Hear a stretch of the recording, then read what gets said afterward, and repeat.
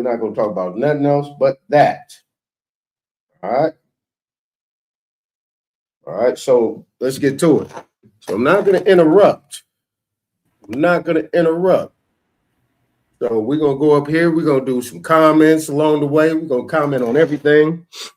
You can hit the chat and look. I'm going to put the rules in the chat. If you ain't up here but to troll or do ignorant and you can't watch your language, then you got to go. It's okay. You know, we all say, you know, words every now and then, the 4-letter words, things like that. Make it flow. You know, because if you want to spit some information, you can't say a cuss word every other word. You got to make it make sense. All right? Nobody's the greatest. Nobody's the smartest. What we're going to do is figure out how we can butt heads, but at the same time, agree to disagree. But let's stay on this path, right? Because we're trying to find a solution. And there's a lot of people that are listening that want to learn. Because everybody knows, based on popular belief, that everybody's a debtor. And everybody, and all these people that are making offers in the public are creditors. But I'm slowly chopping that down. It's a big tree, right? It's a big, thick tree that we need to chop down. So at least we could be on the same level playing field. And remember, you say member, remember, the key word is prescribe, prescription. Remember that in your head. If you don't remember it, go back, look. It's a word that's in law. It's not just dealing with medical.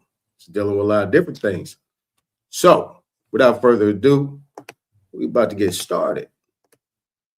Let me get this up, get the window. Let me do the whole entire screen, man. And I got guests over here, so there's going to be some people in the background, so don't worry about that.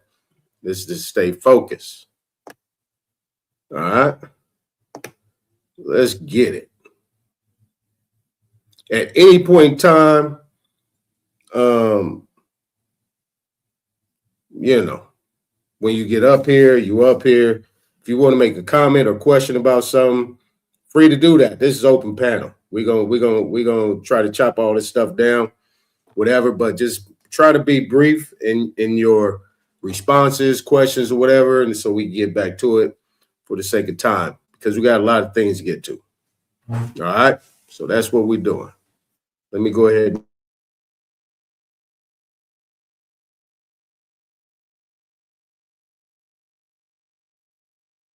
Let me explain. You've probably heard people say, I'm at 120%. I'm at 150%. Let's be clear. The VA does not give ratings higher than 100%. That's the max, period. Even if your conditions add up past 100%.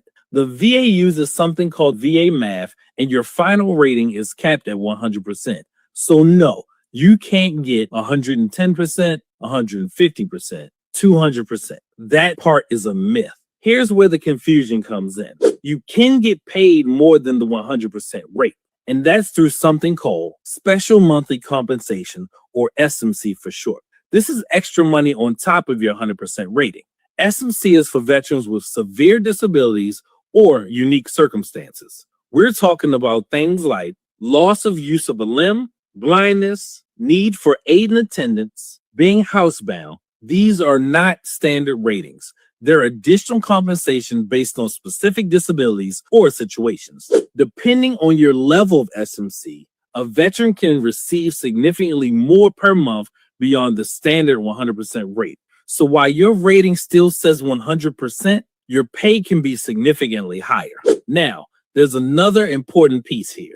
TDIU, or total disability based on individual unemployability. If your service-connected disabilities prevent you from maintaining substantially gainful employment, the VA can pay you at 100% rate, even if your rating is lower. So you might be rated at 70%, but paid like you're 100%. Here's what most veterans get wrong. They chase more than 100% as a number.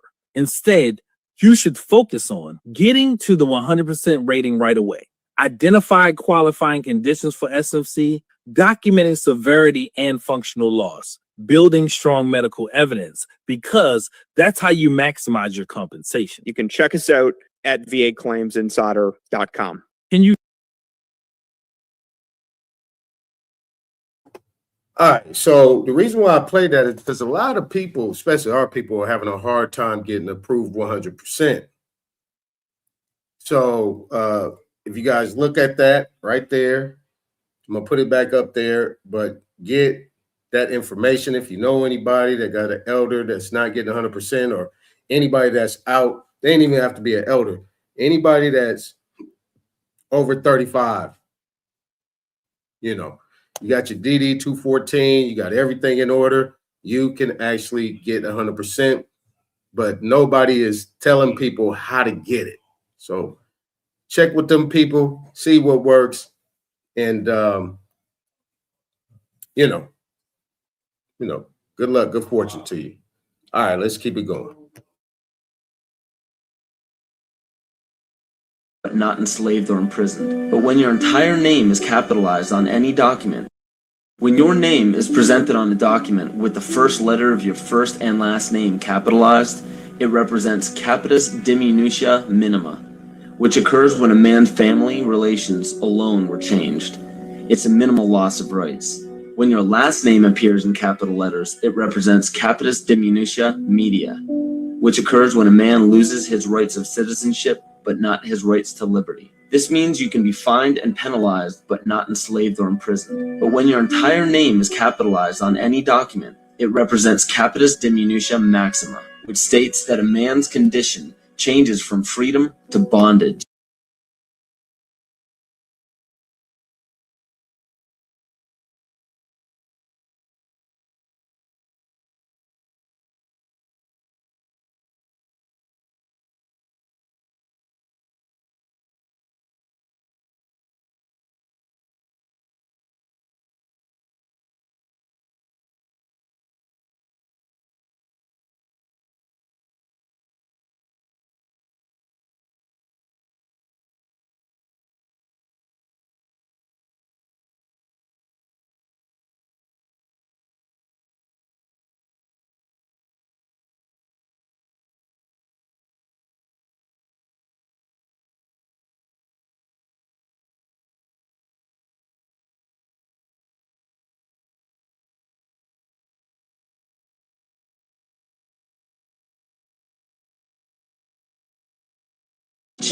All rights of citizenship and family rights are surrendered. This means you can be fined, imprisoned, and enslaved in any amount for any duration at the whim of the state's suggestion. But it is important to note that if you do not legally bind yourself to these documents stating that you waive your rights and represent a corporation, you do not have to attend any court.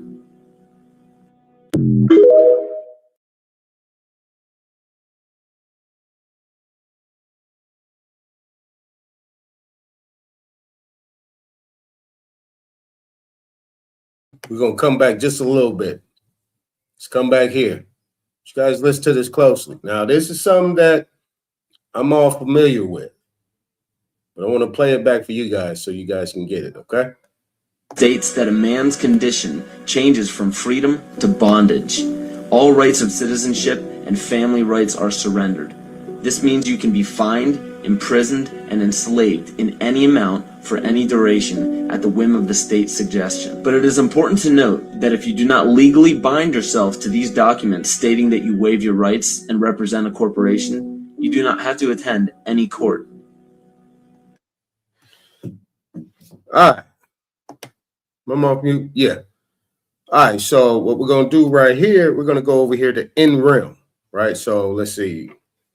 That is, this page is 340. 340 capitis. All right. So let's go find in rem. Let's find in rem.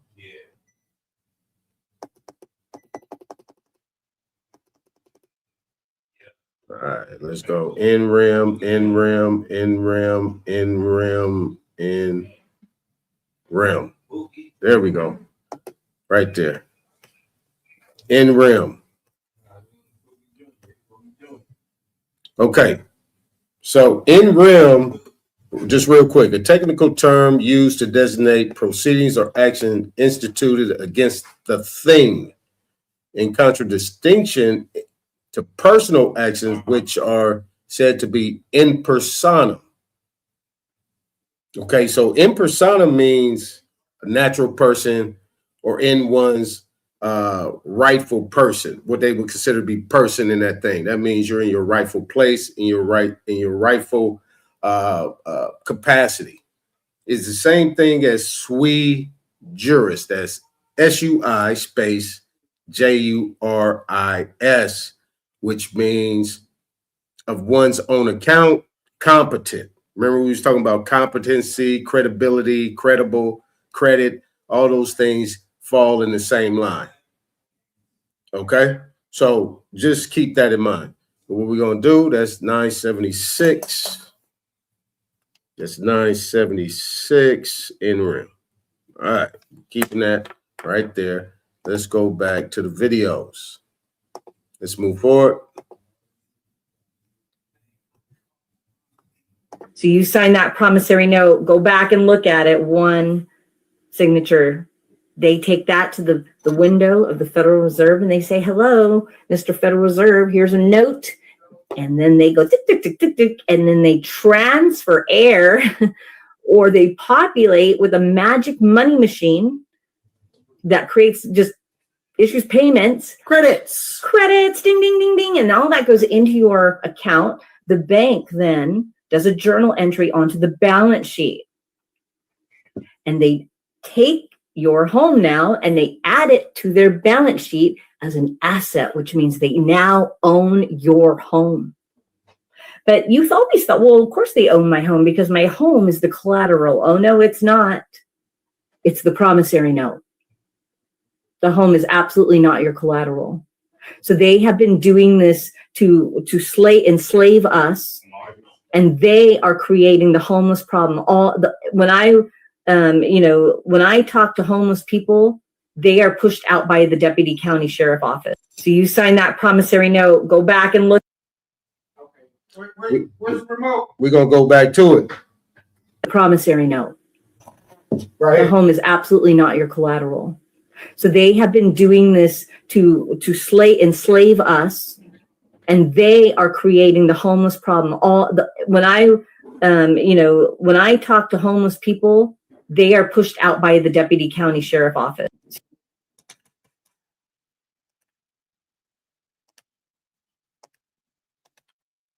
Oh, man. Okay, so J-Dub, heartfelt, nonetheless. Remember what I was talking about yesterday, right? Bingo, right here. Right here. You guys want to make you guys want to comment on that, or you guys want me to keep going? I just got in. I'm gonna play that again. I'm gonna play that again. Yeah. Okay. Yeah, play it again. I ain't hear it. What's up? Yeah, let me play it again. Yeah, let me play this again. Shout out to this is none of your business. She own it. So you sign that promissory note, go back and look at it, one signature. They take that to the window of the Federal Reserve and they say, hello, Mr. Federal Reserve, here's a note.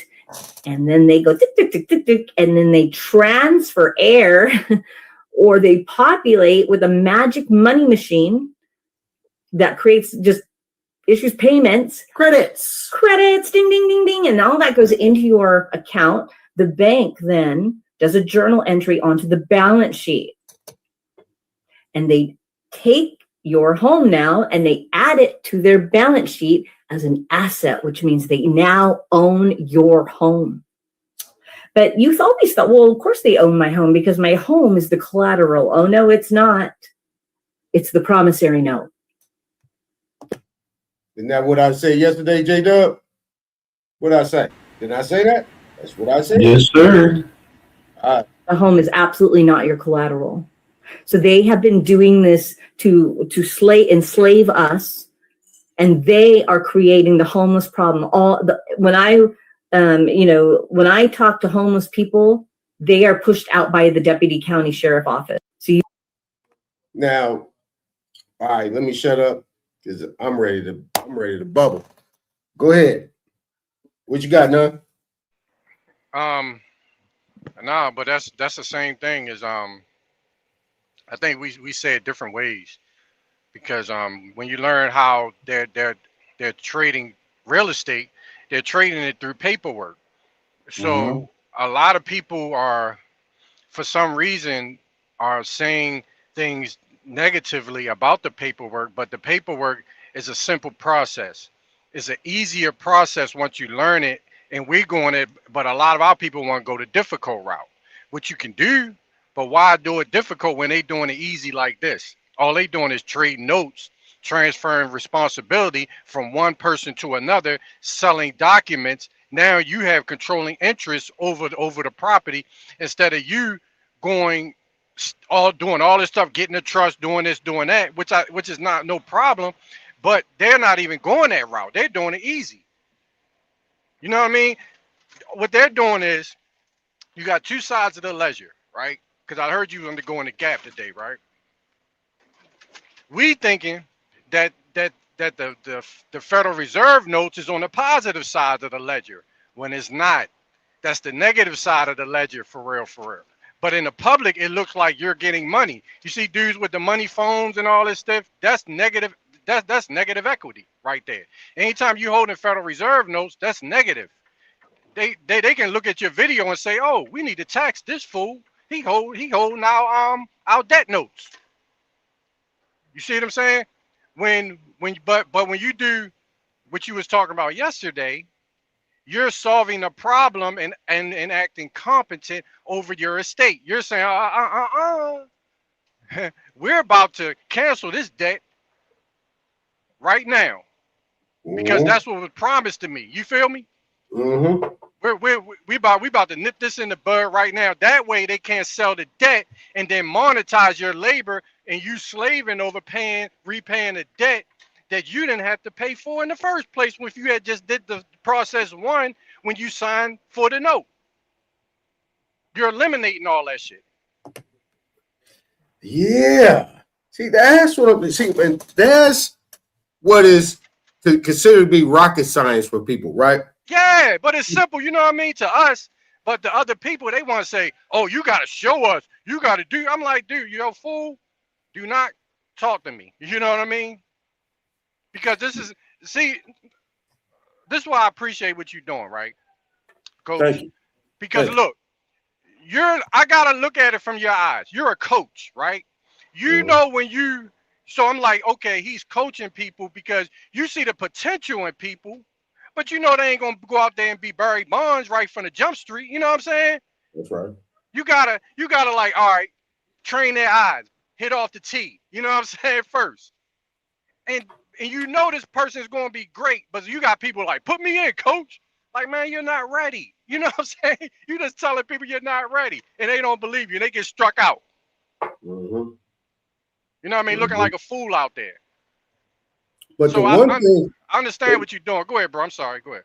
Yeah, but the one thing that I disagree with her about is they saying she made a statement like she said they own the house now. No, they don't, because right after that she says that they're not foreclosing on the house, they're foreclosing on the instrument. So how do they own the house? They don't own the house. That's why I showed yesterday in those foreclosure. My bad, those non-judicial foreclosure instruments, that it never said that they actually had a lien on the land or encumbered any part of the house or the deed of trust for that matter.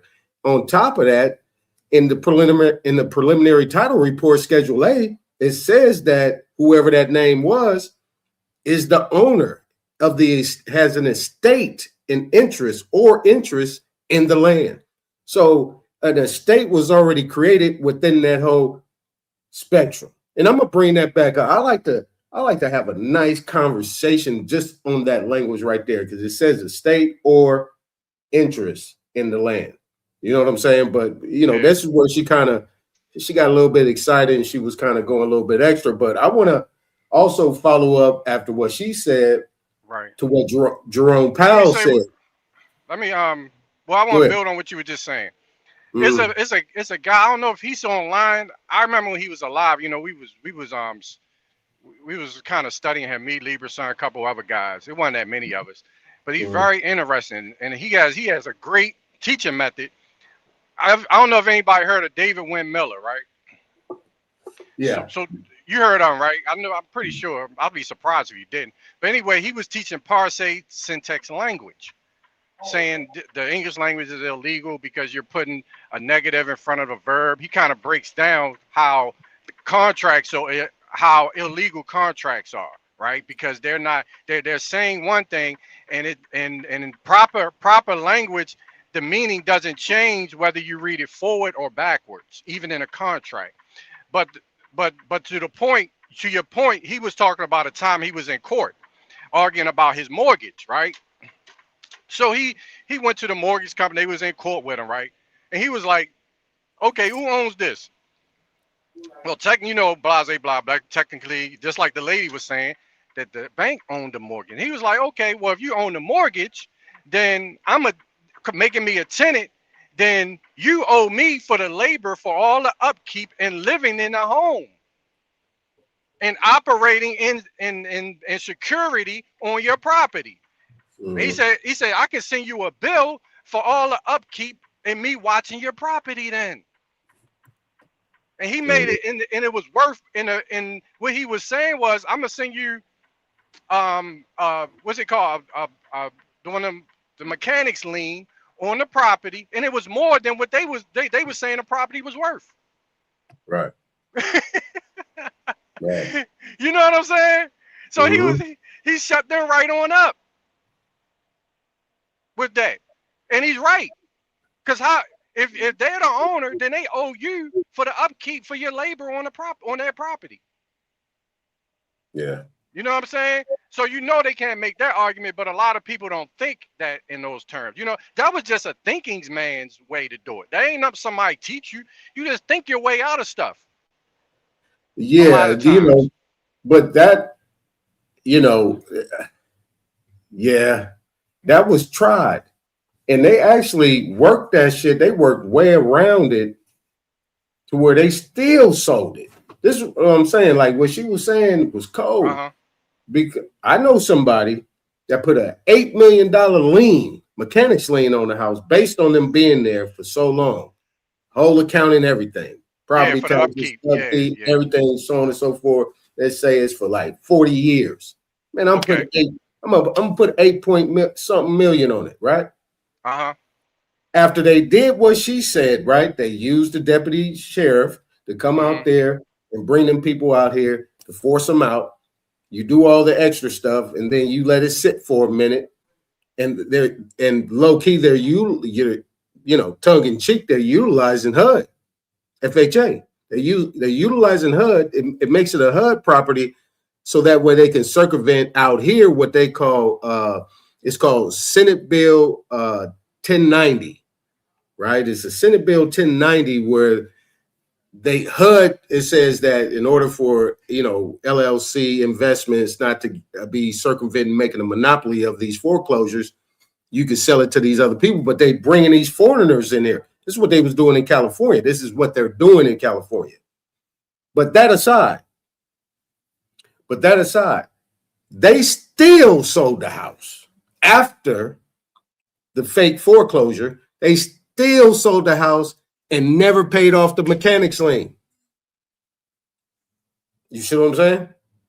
It's diabolical what they're doing. But let me play. Let me play. Hold on. How do I get back here? All right, there we go. Let me get back over here to Jerome Powell. And remember what she said in the beginning, the promissory note and all that. Nope, not that one. There you go. There you go. To do something, but that's certainly, I've said many times in this committee that I think that the level of capital in the largest banks is about right, And so it'll shake out somewhere in that area, I would Our guess. expectation would be, and the markets would expect that it would be neutral with regard to capital. In that range, but I want to defer to our new colleagues and get their views as well. But that's a good starting place. Okay, thank you. The Federal Reserve's partnership with the U.S. Treasury plays a central role in supporting our nation's payment infrastructure, which processes a vast range of daily transactions, from federal benefit disbursements to debt obligations. Could you outline the Federal Reserve's role in supporting and managing the Treasury's payment systems, including how the Fed works to keep these systems secure? All right, so here it is right here. Here it is right here. Efficient and capable of handling the government's high volume of daily transactions. So it's a complicated set of arrangements, and I'll. Why the hell is it complicated? Because y'all made it complicated. Because you guys don't put it in education. You don't put it in the schools. You don't have people prepared for civics and all this thing, how it works. So when they get to a certain point and they become an adult, they don't even know how to operate in that field. And you pretty much have wiped it out over a 50-year period that people don't understand. You got to be in. And then when you come in, you got to wear a dress. I'll try to summarize quickly. Effectively, Congress authorized spending, and then the agencies carry out those spending orders. And when the way they do that is they send an order to pay a payee, a recipient, to the Treasury Department. Nonetheless, is that a promissory note? Nonetheless, an order to pay to a payee, is that a promissory note? What happened? What happened? Can't hear nothing. I can't hear him. Is that a promissory note, J-Dub? Well, I mean, it sounds like it. Sounds like it. Okay, good. That's good enough. So you can hear nonetheless, but I can't hear it. I can't hear him.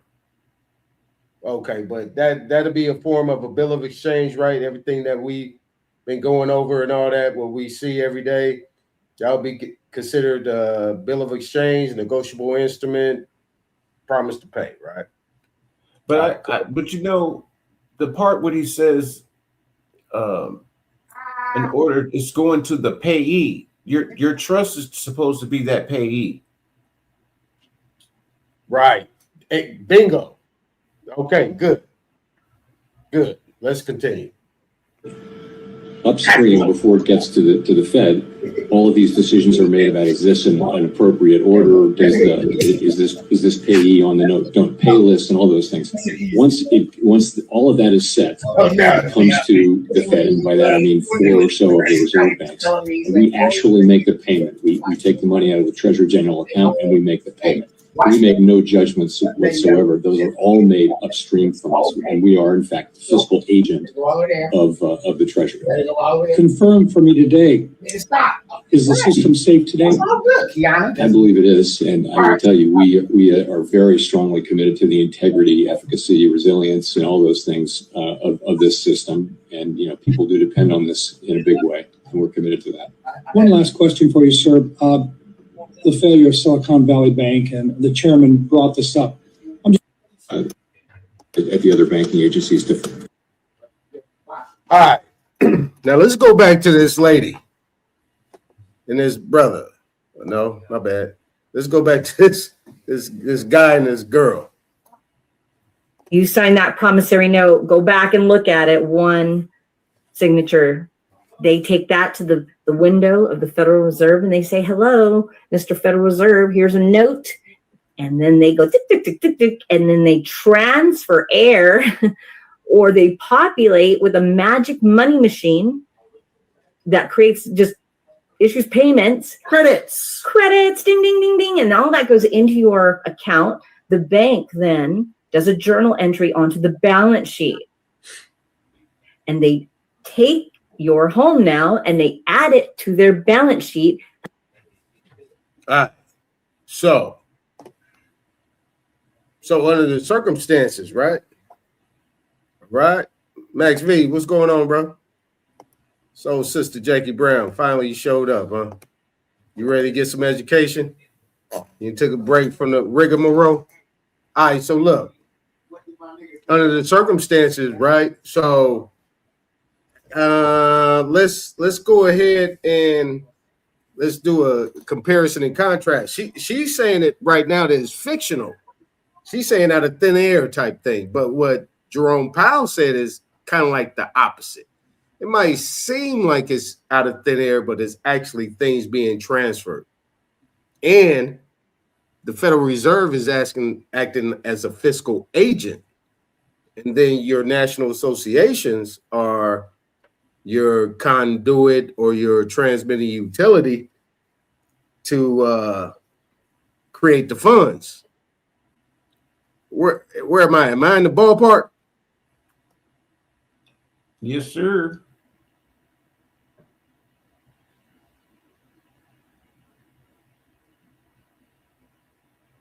All right, let's keep it going. Where is it at here? All right, boom. Hold on, let me mute up. I told you we over here working, so there's going to be some noise in the background, so pardon me.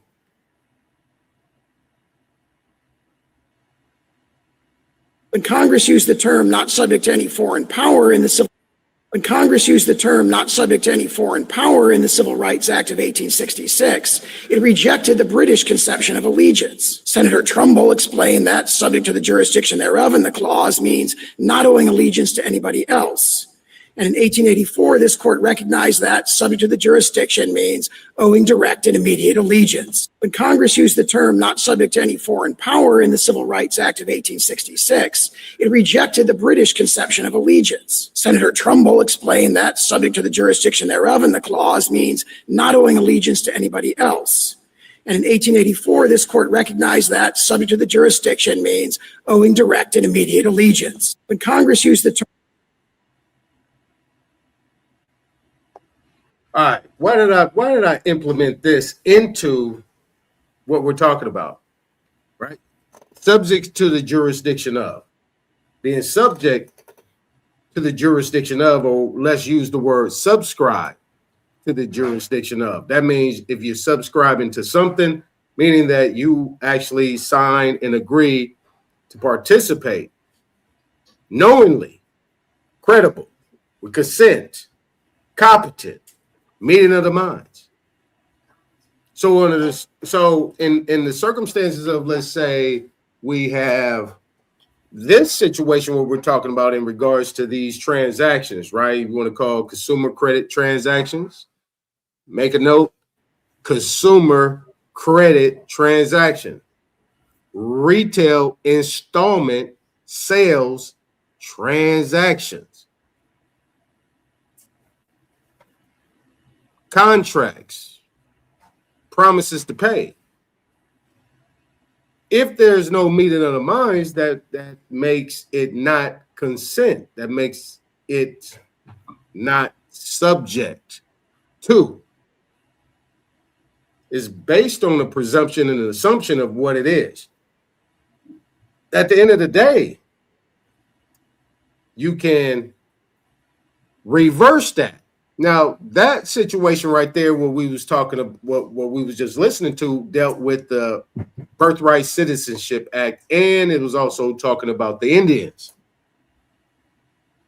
So if you're not subject to the jurisdiction, you owe no allegiance. You have your own power and authority and autonomy where you're at. Now, that also means that if you are not subject to that jurisdiction, then that means you have the authority. That means the other side is subject to you. But if they already know that, that's what you would call unfair and deceptive practices. That's also called what you would consider to be willful intent. That will be called a misrepresentation of material facts, what they call prima facie evidence, or what they also call probable cause. or the other thing they would call conspiracy. This is how they get people. On top of that, there's another term that's called subrogation. Giving you these words, right? Subrogation. Give me 1 more minute. So when you have all these things combined, and let's say we're not just talking from a United States citizen perspective, we're actually talking about an actual, what word would I use? You would call it proper persona in one's own right. What they call in Latin, in propria persona or sui juris. Outside of that, if you say, yeah, I'm an American Indian, I'm an American and an Indian.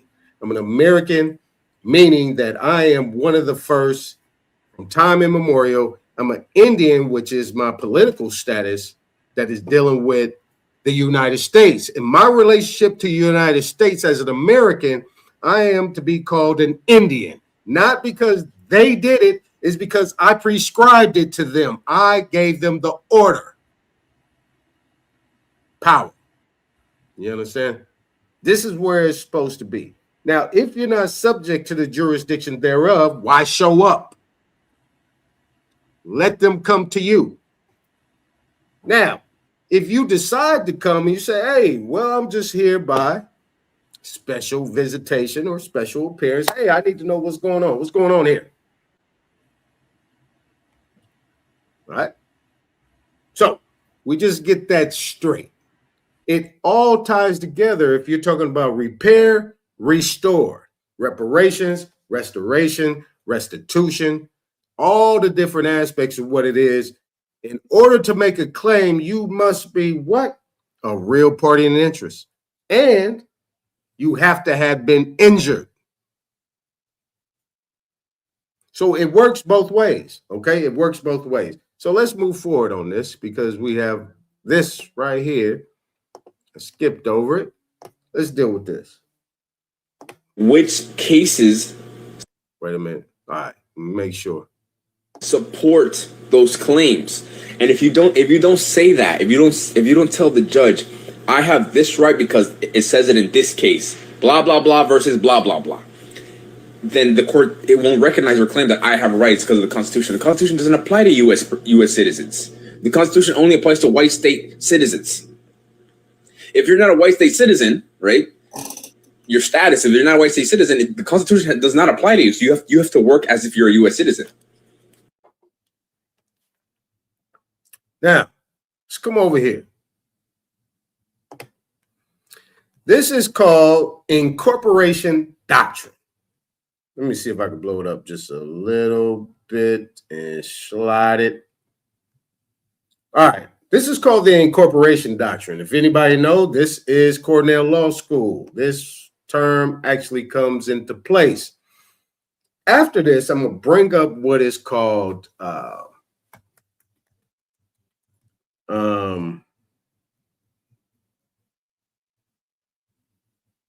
it's called, what judges use is called discretion. Okay? Discretion. I wish I could actually show you. It's too much to redact because I actually show you something that's stamped with a file number that's actually that objects and talks about discretion and when a judge uses their discretion to violate your constitutional rights. Now, let's get to this real quick. Not going to take too long. I want to give you the basic fundamentals and then we can move on.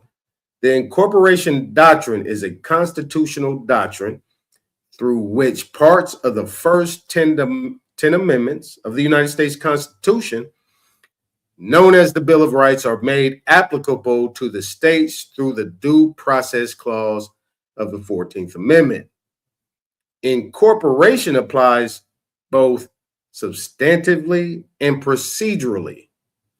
Now, this is incorporation here. Now, if anybody has a business or started a business or even learned about businesses, when you incorporate something, you are actually creating articles to start some type of business that is going to be connected to entity, i.e. the Treasury, to be able to get any type of benefits and privileges, loans, credits, or whatever you need for that business to operate. All right. So prior to the doctrines and the 14th Amendment's existence, the Supreme Court found the Bill of Rights to only apply to the federal government and to federal court cases. During the signing of the Constitution, every state in the negotiation had different levels of concern with a too powerful federal government. And the preamble to the Bill of Rights highlights the importance of the Bill of Rights in limiting overreach by the newly created government. The Supreme Court noted that the Bill of Rights was clearly intended to limit only the federal government. Case law. States and state courts could choose to adopt similar laws, but were under no obligation to do so. Let me translate that for you. Now, the other thing that I showed when Eddie Griffin showed about Louisiana, you know, changing these laws and setting things up in order to, you know, enslave people. The 10th Amendment is what you would call the sovereignty clause for all the states. All the states are sovereign. So if you in a different state, go to your 10th Amendment and it'll tell you exactly, well, just go to the 10th Amendment of the Bill of Rights and it'll explain it to you, it'll spell it out. But a lot of people don't know that the state and the people are one and the same in the 10th Amendment, if you read it correctly. All right. So what Trump has done pretty much, which is kind of slick, if he is trying to be slick, is that with Roe v. Wade and all the different type of things, he pretty much everything that has been going on, what they did in Supreme Court, he has put the power back to the state. But what the state is doing is they're doing their overreach. It's overreaching what they're doing because the state and the people are one and the same. The state gets their power from the people. So if the people understand that and get out their emotions, most of these half-ass, baked-ass niggas that run up in these positions of what you call representation, they will understand that and won't get outside their emotions. So under the circumstances, if you understand that part of the law, then the people are going to have to step up and stop complaining and crying and get out here and make their voice heard. And more importantly, you know, put their boots on, lace them up. All right. All right, let's get back over here. Now, when you look at this right here, Supreme Court decision, all codes, rules, and regulations are for government authorities only. So if the code, rules, and regulations are for government authorities only and not for human/creators, right, who are in this equal to God's law, then, and we're dealing with prescribing prescriptions. Why are people so emotional? You know why? Because most of those niggas that's out there talking that crazy shit are in representation position. These people are government authorities. Article 1, Article 2, Article 3. They crying because they're going to have to do their damn job. You feel me? Just think about it from that perspective. All right. Anybody? Because I'm gonna come over here to this guy right here. Let me boom. Go over to this guy right here, right? We gonna come back over here. Yeah, let's go here. We're gonna go to where? We're gonna go to 5015. You know what I'm saying? Because people, you know, when the brothers and sisters talk about this, they be like, yeah, you don't know what you're talking about. But yeah, let me give you that white boy kryptonite. That's what I'm talking about. Oh, shit. I know. You know you're on the mic, right? Uh-huh. Uh-huh. Here we go.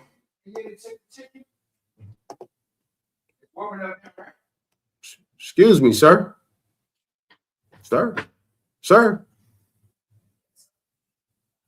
All right, here we go. Where is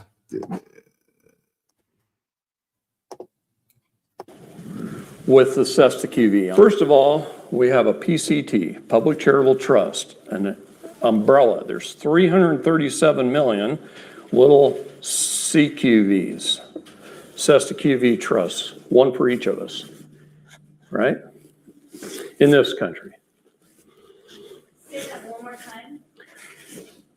CQV.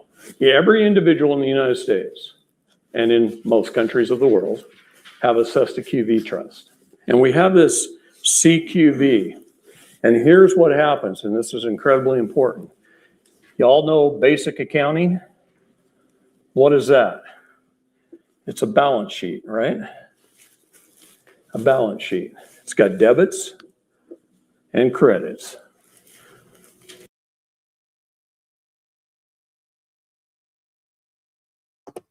hate to disrupt that. Now, remember, nonetheless, remember what you was just talking about, right? You talk about the balance sheet. You got the negative and the positive and all that, and the public and the private. Remember you mentioned that? You ain't got to say nothing. Just stay on mute. Just want to bring it right to you. See, right in pocket. Right in pocket. You guys have been thinking you're the debtor. They keep telling us that, right? We're in debt. We're a debtor. We owe money on credit cards. We owe money on our houses. We owe money on everything. What happens at birth, though, and I'm just going to use the figures from 75 to now because it's round numbers. We were bonded for $1 million. What does that mean? That means the bank went to the International Monetary Fund, and the bank, on behalf of the public, under your CUSIP number, borrowed from the International Monetary Fund $1 million in ones, fives, tens, 20s, 50s, hundreds, and they threw it out there into the general public. They distributed that $1 million to the bank for every person who's born. That's what they do. On the credit side, $1 million worth of United States Treasury bonds are issued, and they're sold. They're hypothecated. They are bundled, and they are sold on the stock exchange. And if we wanted to, I could pull up a website if we had internet access, and I could put in one of your CUSIP numbers, and I could show you the companies that are buying and selling you today. You have more than one CUSIP number, by the way. As we increase in value, I'll just put it that way, as we get better in our life, the more we join the military or get more college degrees, we get more and more CUSIP numbers. You are the credit. You are the creditor. They're making you believe you're also the debtor, and you are. You're both. This is your vessel. This is you. Okay? This is your labor. This is your worth. I got 5 college degrees. Every time I got an advanced degree in college, I got a new CUSIP number. So in the military, I got a new CUSIP number. All these CUSIP numbers are attached to my main birth number. Okay? This isn't a bad spot. Anyway, let's stop here. It's a balance sheet, right? It's balanced. It's got $1 million on one side, $1 million on the other. This gets invested. It keeps growing and growing and growing. And let's just say it grows to $100 million. And by the way, that figure's low. I'm giving them the benefit of the doubt. Really? I've seen individuals worth 35 billion or more that didn't know.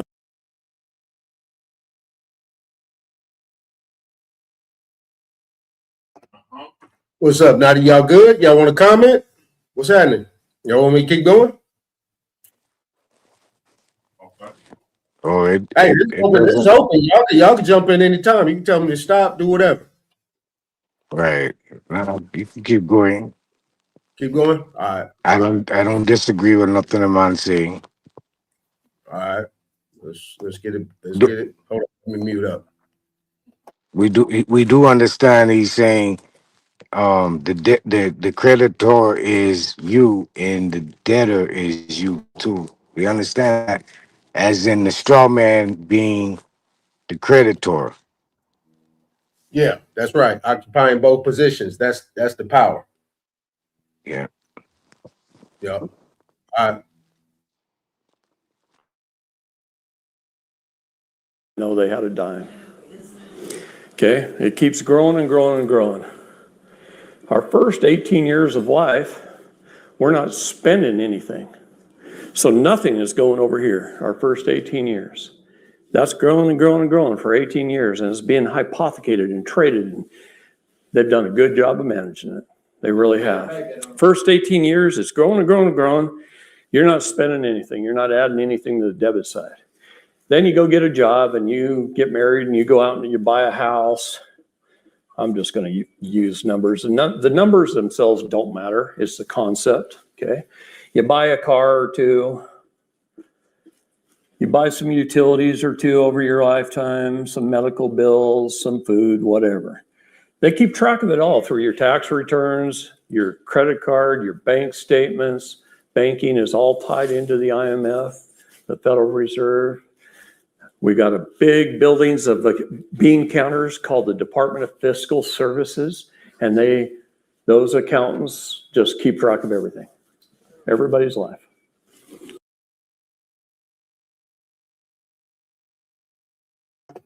So, all right. So we just heard the previous two videos, right? So we on the same page. We heard it from Jerome Powell. So he's saying what he's saying. They saying what we saying. Yeah, we're dealing with white people kryptonite right now. Because, you know, us niggas, we don't know what we talking about. So let's keep going.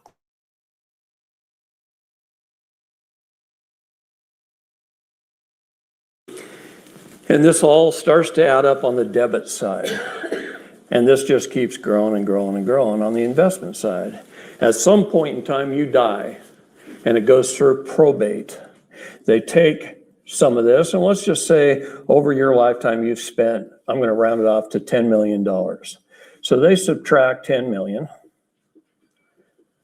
out of your investment, and they pay off all this, and it becomes a zero balance. They even pay back the initial loan to the International Monetary Fund, plus interest. That was a loan from a foreign entity, by the way, to the Public Charitable Trust. And they pay it back. The balance is zero.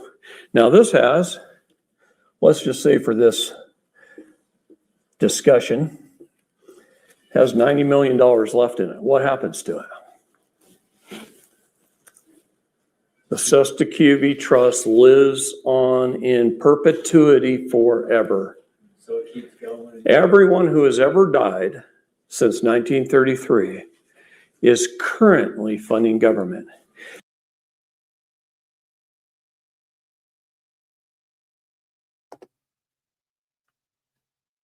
All right, I got one more. I'm going to move forward on this guy. Come a little bit forward. Go to 59 minutes, and then we can get at it. Let me get him. 59:08. Let's go. There we go. Indictment.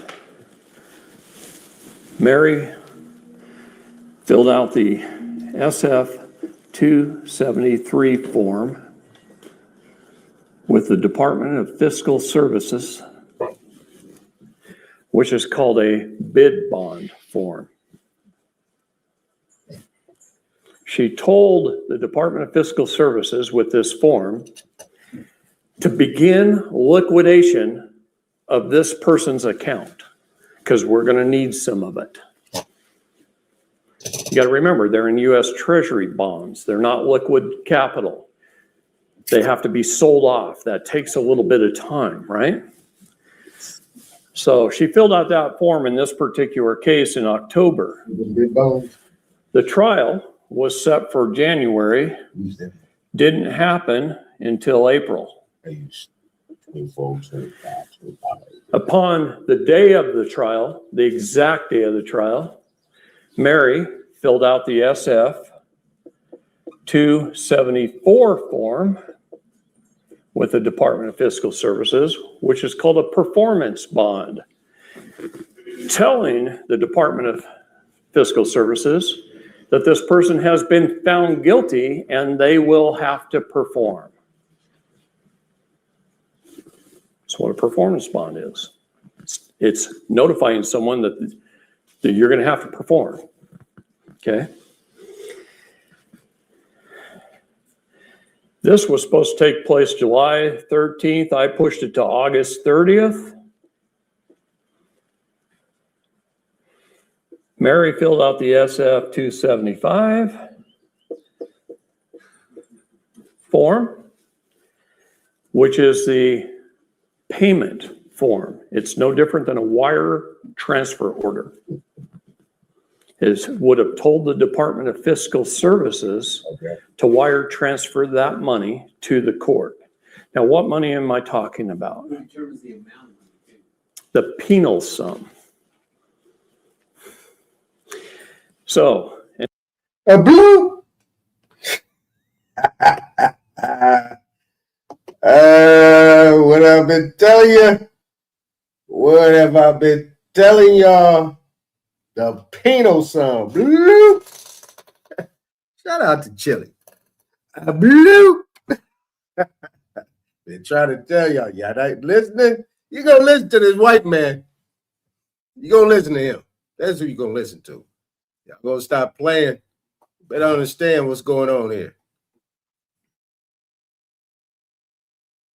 An indictment is a bill, true bill.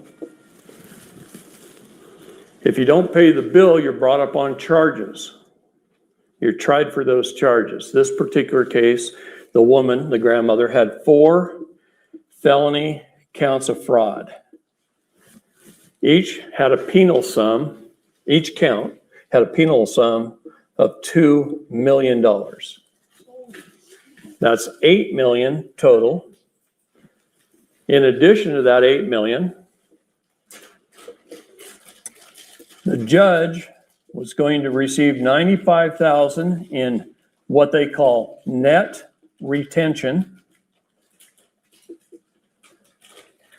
and the prosecutor $50,000 per count. 4 counts. Oh no, because they share that with the defense attorney that she had, that she paid $27,000 out of her pocket to represent.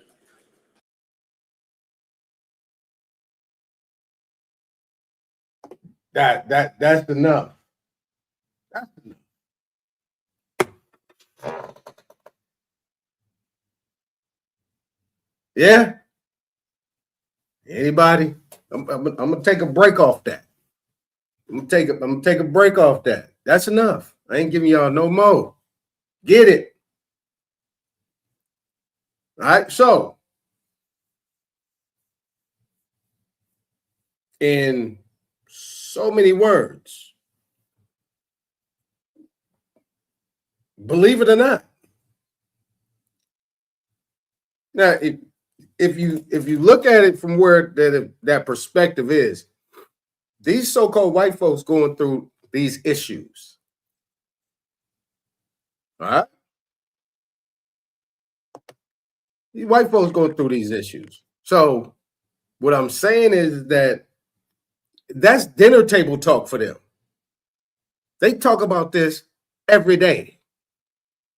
That's all they know. This is how they operate within the system, right? And when you listen to him talk, he's so matter of fact. He's just so calm about it. You know, but when we had the conversations about it, people get a little bit flustered. They get emotional. They get nervous. They get scared. Their spine get yellow. Shout out to yellow.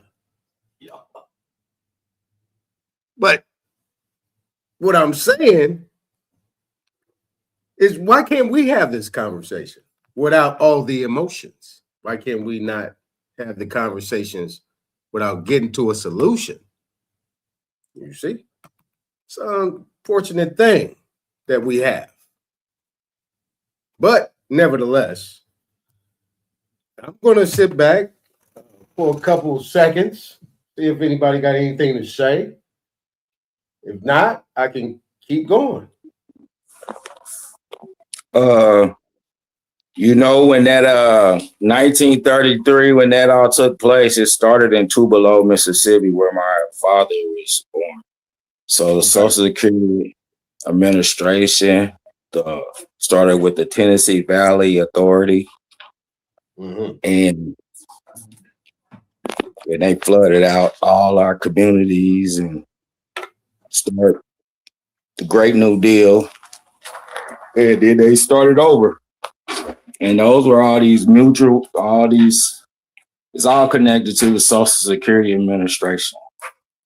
So what do you think, Rod? You think the primary attack, right? Because we know, based on history, that a lot of them people right there, their ancestors had the water hoses. They was deputized. They was assisted in helping form militias, and they had the dogs with them. And we saw that during the 50s and the 60s, where they was spraying the brothers and they was out there swinging and fighting and so on and so forth. You had these so-called lynchings. You think that the main objective at that time was focused more on us, and then these white folks pretty much got duped into it, and now they are under that same thumb? I think it is more of a merger and the misunderstanding of the mergers. So like our grandparents signed contracts and we don't know what contracts they signed, and we don't know the agreement. We going off emotion.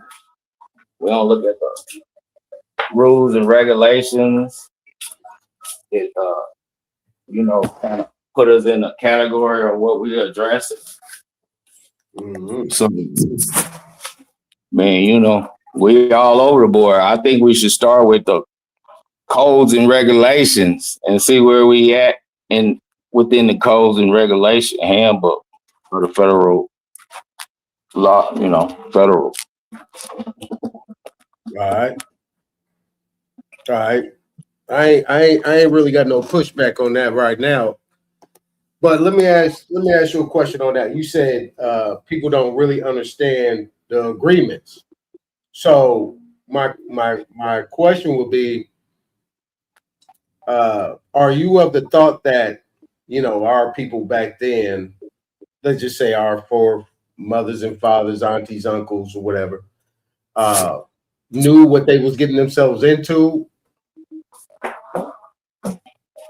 I doubt it. I think the head of household knew what he was doing, and like the wife kind of wrote up the paperwork. But after they wrote up the paperwork, I think they chased them out of town, and they weren't able to really, express what they were really trying to do. Because once you sign the contract, you're giving it up to the federal government. Now the federal government moving your commodities off your land, and the union is skilled laborers, so they sending in their skilled labor to pump out the cotton that your grandfathers agreed that they would give to the federal government, and we're not receiving the benefits. All right, check this out though, Rod. Rod, when you said that, I'm thinking about them joining the military, them registering to vote. I mean, you see what I'm saying? Because you're saying they not on the land. Next thing you know, nobody knows. This registering to join the military of the United States, this getting on the voters' rolls, because this is where U.S. Census. Yeah, that you didn't get on the census. You get on the census after that. Yeah, so that means you're signing up but like today, we don't understand what we're doing. Like a lot of people sign a lot of contracts and they don't even understand the contract they sign. So it's pretty much the same thing. All right. So I mean, Big Mama is pretty much left to fend for herself with the babies. Yeah, that's why the Secretary General is the Secretary of State is one of the highest titles because he administrates the state. That's right. He deal with what? He deal with all foreign affairs. Marco Rubio says it all the time. He said, my duty is to deal with foreign affairs. All foreign interests, foreign affairs is what I deal with. Now, if you have the Indian, right, what you would call the American Indian, the treaties, the Constitution, the Bill of Rights, the articles, all the things that was created at a specific time. We don't know when it was. Can't put a time on it. But if that was all happening, wouldn't the Secretary of State be dealing specifically with us? I doubt it. It deals with if you black, that's us. But no, not black. He only deal with like people who don't know how to manage their estate. So he not black, right? Not black. We talking about indigenous here. Indigenous, white, all the different aspects of being private and being not subject to the jurisdiction of, right? So remember, don't forget about not being subject to the jurisdiction of. So if you're not subject to the jurisdiction, you are foreign to the United States automatically. So if that's the case, the Secretary of State is who you deal with. When you look at if you ever looked at the cabinet meetings that they have and they publicizing it, who's on the left and who is on the right of Donald Trump? Secretary of State is on the right. The Secretary of the War Department is on the left, right next to him. Who's straight across from him? The VP. See what I'm saying? It's a lineup. So that means that if Trump go down, who's next? VP. Bang. If the VP go down, who's next? Secretary of State. You see what I'm saying? So think about it from that perspective. So if remember, we're thinking about remedy, right? We're thinking about remedy. We're talking about prescription. We're talking about autonomy, orders, direction, being the first. If that's the case, then who are we supposed to be giving our orders to of anything that might be a problem that somebody had trespassed on us outside the fact that there was a term called black or whatever that was utilized to usurp us out of our position? I believe the Deputy Bureau Director, Trust Service of the Indian Affairs, because the Indian Affairs deal with our issues. They deal with the American Indian and the Alaskan Native and everything. All right, we're getting somewhere. So the Bureau of Indian Affairs is under the Secretary, well, not the Secretary, under the Department of Interior. Who is under, well, how do I say this? The Department of Interior, who's over them? The National Archive Record Department, which is like the Church of Latter-day Saints. I don't agree with that one. I'm about to look it up right now. That's where all the records. So if you ain't got no prima facie evidence, what are you doing? So you gotta go to the records first. Then you go to the Indian Affairs. Because without no records going to the Indian Affairs, it'd be pointless. Right. Okay. So you have a Secretary of the Interior, right? He is on the cabinet. All right. So that money been allocated to the state from the Indian Trust, Land Trust. Mm-hmm. So the Secretary of State is in direct contact with the Bureau of Indian Affairs or the Department of Interior.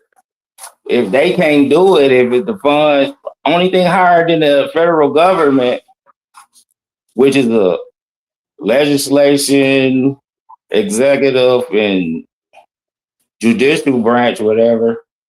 That's all they do is legislate and allocate. But they get the funds from the Department of Interior. All right. From minerals. So, okay, yeah, I just looked it up. Okay. I'm gonna roll with you for right now with that. All right, so from my research, the Secretary of State deals with all treaties. The Department of the Interior, okay, so the Department of State, right? Let's just call it, it's actually the Department of State. The Department of State deals with all treaty relationships, foreign and domestic, which you consider to be foreign and domestic. The Department of the Interior. By those statistics. Hold on. The Secretary deals with, what it say? It deals with managing and conserving federal lands and natural resources. All right. Now, what I'm going to do is I'm going to go over here to the Wikipedia. I ain't going to share my screen. I just want to read this real quick. Okay, so this is an executive department of the U.S. federal government responsible for the management and conservation of most federal lands and natural resources. So in the natural resources, it says this includes the sources of value characteristics such as commercial and industrial use, aesthetic value, scientific interest, and cultural value on Earth. So it also administers programs relating to Native Americans, Alaska Natives, Native Hawaiians, and 4 of the 5 inhabited insular areas of the United States. Insular, it says territories of the United States are subnational geographic and political areas governed as administrative divisions and dependent territories under the sovereignty of the United States. Under. All right. So yes. Go ahead. Those are the administrative bodies. So you got to go who administrate and allocate funds and who are the beneficiaries of those investments. But it says under, keyword under. Insular areas. All right. Under so what under the sovereignty of the United States. Just think about that. Under the sovereignty of the United States. So if you're under the sovereignty of the United States, that means you have no sovereignty but what the United States provides. Your sovereignty comes through the United States. Just think about that. Okay. So that's the federal government. That's the highest authority. So is that the highest authority on this land? Second to the highest. Okay. So if they're second to the highest, who's higher than that? United States government. No, this is the United States. The United States. It says the sovereignty of the United States. So territories of the United States are under the sovereignty of the United States. So you said second to the highest. So if United States sovereignty is second, who is number one? I said United States is number one, and national park. I mean, the other one is second. The Bureau of the Interior. They just manage the state for the United States. Okay. And United States is vast. It's all the way from like Korea somewhere all the way down to Australia. Okay. Let me pull up something real quick. I'm gonna put up the SF 181 real quick so we get a clear idea of the people. SF 181. Let me pull this up real quick. All right. Let me share my screen. Actually, let me change it up. Boom. All right, here we go. All right. So this is SF 181, ethnicity and race identification. Let's just go down to this area right here. Let's read this first part. This last part right here, it says, providing this information is voluntary, has no impact on your employment status. But in the instance of missing information, your employing agency will attempt to identify your race and ethnicity by visual observation. Now, let's come down to racial categories. Right? We got number one, American Indian or Alaska Native, a person having origins in any of the original peoples of North and South America, and in parentheses is including Central America, and who maintains tribal affiliation or community attachment. All right. Yep, that make us urban Indians then. Urban. Okay. Yeah. Some of us, most of us. Right.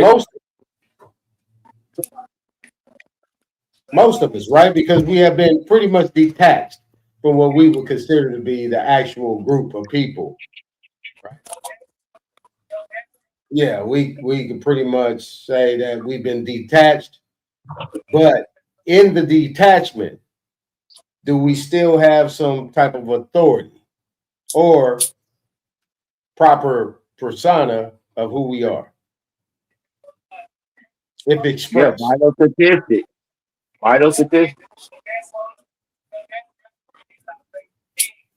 Vital statistics? Yeah, your birth certificate, your death certificate, marriage.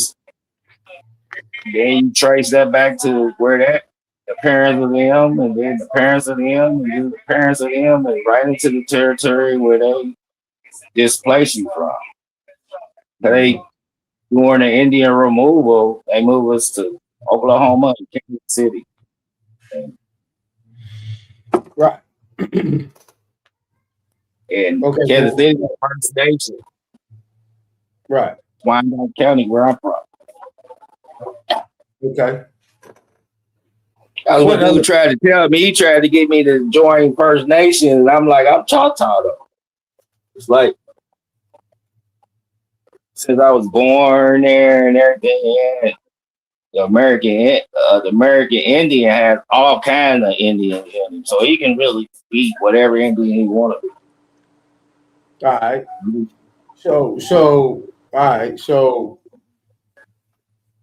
what? Okay. So here's what I'm saying.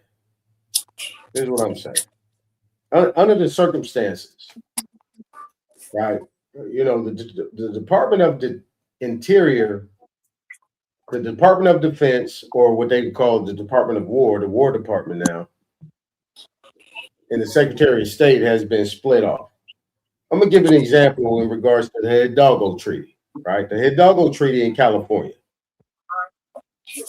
I can pretty much show you a map right now where most of that area, what we consider to be California, Texas, all these places, was Mexico.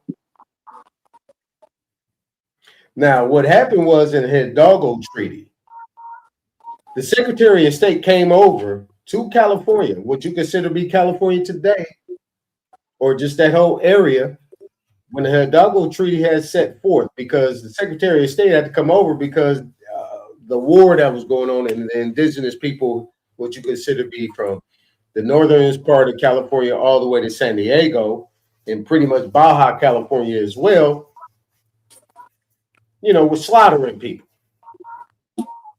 But the Secretary of State came over and made an amendment to the Hidalgo Treaty. Based on that, he was fired. He was let go. He was fired. He was arrested for a minute, and then they let him go. But that made the treaty null and void. And then on top of that, they made the Constitution null and void. So there has not ever been a constitution that has been valid in California. Why do you think California is the way it is today? All right. So was the American Indian or Alaskan Native? Because those are the only people who can really rectify a treaty. Because it's for them. They trying to make that treaty for foreigners. I'm gonna take it for face value. I'm gonna take what you say for face value. I'm not gonna disagree with you, but under the circumstances, right? Under the circumstances, I've been doing this for a minute and I haven't seen anything that says that. I haven't seen anything that says that when you're dealing with an American Indian or Alaska Native. Those are considered to be political connotations. That is not the people. So when you come in and operate and function within the United States, you are that. You are one of those. Let me show you again. You're defined. You can see. Right there. No. You're not defined. It's not a definition. This is the categories that you fall under. So if you are considered to be an origin or you have originality here in America, you are an American Indian. In North, Central, South America, or what they consider in those areas. North America goes all the way up to the tip of Canada. Now, Central America, South America, we don't know what those are. Those have been changed around. So you fall under one of them categories. If you're Asian, you fall into those categories. Black or African American, you're a part of a group of people that consider themselves African. Native Hawaiian, Pacific Islander, it falls under that group. White, you fall under that group as well. So, I mean, that does not pertain to any treaties or otherwise. This deals with the jurisdiction of the United States and how you operate in relationship to the United States. It might have a treaty behind it. It might. Go ahead, Nadi. Yeah, the treaty is under the what's the name of them people? What's the name of them people? The HUD, Housing and Urban Development. What about they like we're urban Indians, so we under a different type. We're under public. We're on the public land, so we're the chiefs of the public land, but we don't operate that way. Well, go ahead.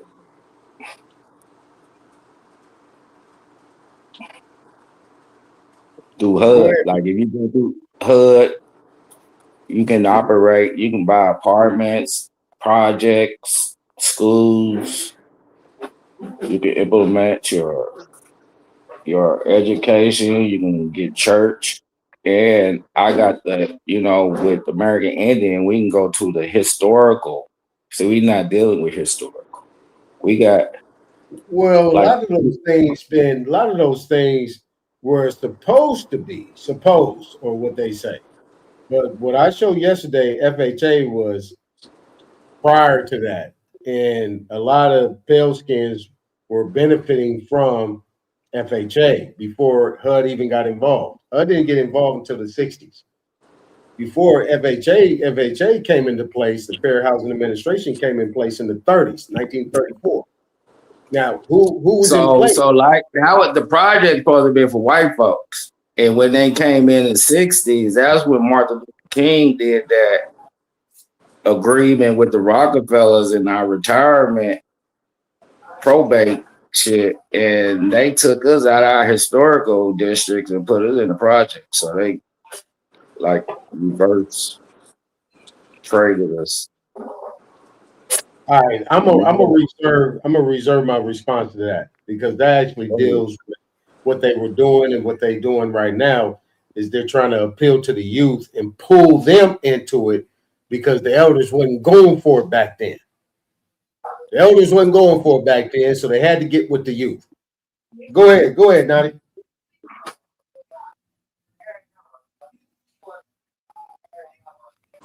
I'm good, bro. Go ahead. All right, so look. Okay, so all right, so look. Under the circumstances, if you go back and look at those times, right? I mean, you old enough. You go back and look at those times. A lot of the people that was talking at that time that they were getting to go into them stores and do all that shit and marching and protesting, getting their head knocked off and water sprayed on their ass. These people were youth. Right. And they're running the same play today. These representations. I mean, but Martin Luther King didn't force nobody to do it. There were no grown people messing with that. They wasn't about to get out there and march and do what? They was doing good. That's a farce. These people are out doing the same thing. They're trying to get the youth to get out there, march, and get their head knocked off. And this is what we're seeing right now. All this cosplaying, and you see this, what you call central casting, where they got these people running in the stores, breaking into shit, and we don't even know they might have dark, some brown skin on them, but we don't know if they foreigners. We don't know who they are. Because they got masks on them and hoodies and all that type of shit. And they sitting there and they put that market out there and they paying these people to get out there and do it. See what I'm saying? These are youngsters. Right. We ain't going for that. Hopefully you ain't going for that. I ain't going for it. Oh, hell no. That's them like Black Lives Matter people. They be hanging out with white folks and you be looking at them like, and they mostly be Africans that's mixed with white folks. If you really look, they not us. Right. Now, my thing is this, right? What you talk about, abandoned lands, stay with that. Stay with that. You got something going with that. Stay with that. That's going to work. Everything else, that ain't working. Stay with the abandoned lands. You got something there. Enterprise, Indian enterprise, all that stuff, that works. You know what I'm saying? This is what I need to tell people. This is what I'm telling people right now. Form 706 and Form 709. If you are claiming what you're claiming, then you need to look into that. Form 706 and 709. Class 5. I remember. That's why I messed with you, because you gave me that when I first came out with it. So I I looked into it. Generational skip. Yeah, exactly. That's right. Generation and skipping transfer. On top of that, we deal with the donor definition, right? So let's get to it, right? Let me get over to the next thing because we ain't gonna be up here long. You know what I'm saying? I figured only the real ones would step up. I figured certain cats would run and not show up. All right. So under the circumstances, here we go. Hold on. Y'all see the, hold on. Let me make sure I'm showing my screen. All right. So what this one guy brought up was capitis minutio. Now, what he related this to, and maybe Nadi can help me out on this, capitis diminution, right? He was talking about a name that has a uppercase and then lowercase. Said diminishing or abridgment of personality, a loss or curtailment of a man's status or aggregate of legal attributes and qualifications. Now, the next one he went to, and this is where he said where the last name is in all caps, capitis diminutio maxima, the highest or most comprehensive loss of status. This occurred when a man's condition was changed from one of freedom to one of bondage when he became a slave. Is swept away with all rights of citizenship and all family rights. He didn't say that. Hold on. Wait a minute. Did he say it like that? Wait a minute. He said that there was some form of right still intact. But this is not saying that. Okay, then the last one is capitis diminutio media. Wait a minute. Oh, okay, no, he did maximum, minimum. Okay, there you go. All right, let me go here before I go to media. Capitis diminutio minima, the lowest or least comprehended degree of law status. This occurred where man's family relations alone were changed. It happened under the irrigation of a person who had been his own master, sui juris, as I mentioned, or upon the emancipation of one who had been under the patria potesta. It left the rights of liberty and citizenship unaltered. That's it right there. Now, let's come back to media, because maxima, that's what he was talking about there. So this capitis diminutio media, a lesser or medium loss of status. This occurred where a man lost his rights of citizenship, but without losing his liberty. It carried away also the family rights. So let's just deal with maxima, media, and minima. You got something with that, Nani? If not, I can keep going. Keep going. All right. So we already got what sui juris is, right? So we got sui juris. We got I want to come over here to, let me get this out of here. Let me get these out of here. All right. I'm going to go right here, right? So when I mentioned yesterday, you go to SAC Law Library, right? And it actually, well, I looked up right here, and if you look closely, I got promissory note in there, right? Promissory note. I'm about to do this again.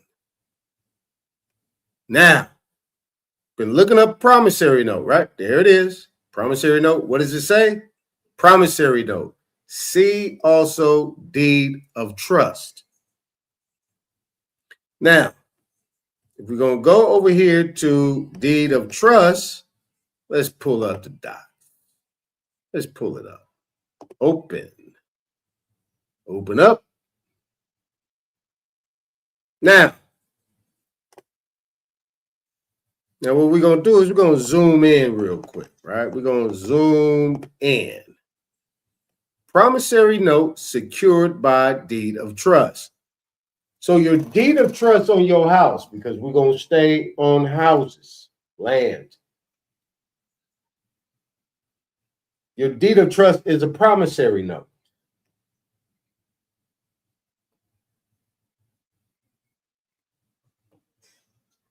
All right? So we know that to be true. That's a simple one right there. That's one page. This is on SAC Law Library. It's one page. Now, what we're going to do right here, we're going to come over here and we're going to bring up, where did it go?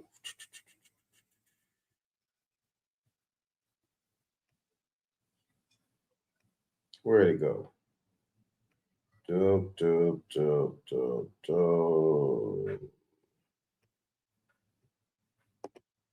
right. Now right here, let's go all the way up to the top. My bad. All right, we're gonna go all the way up to the top.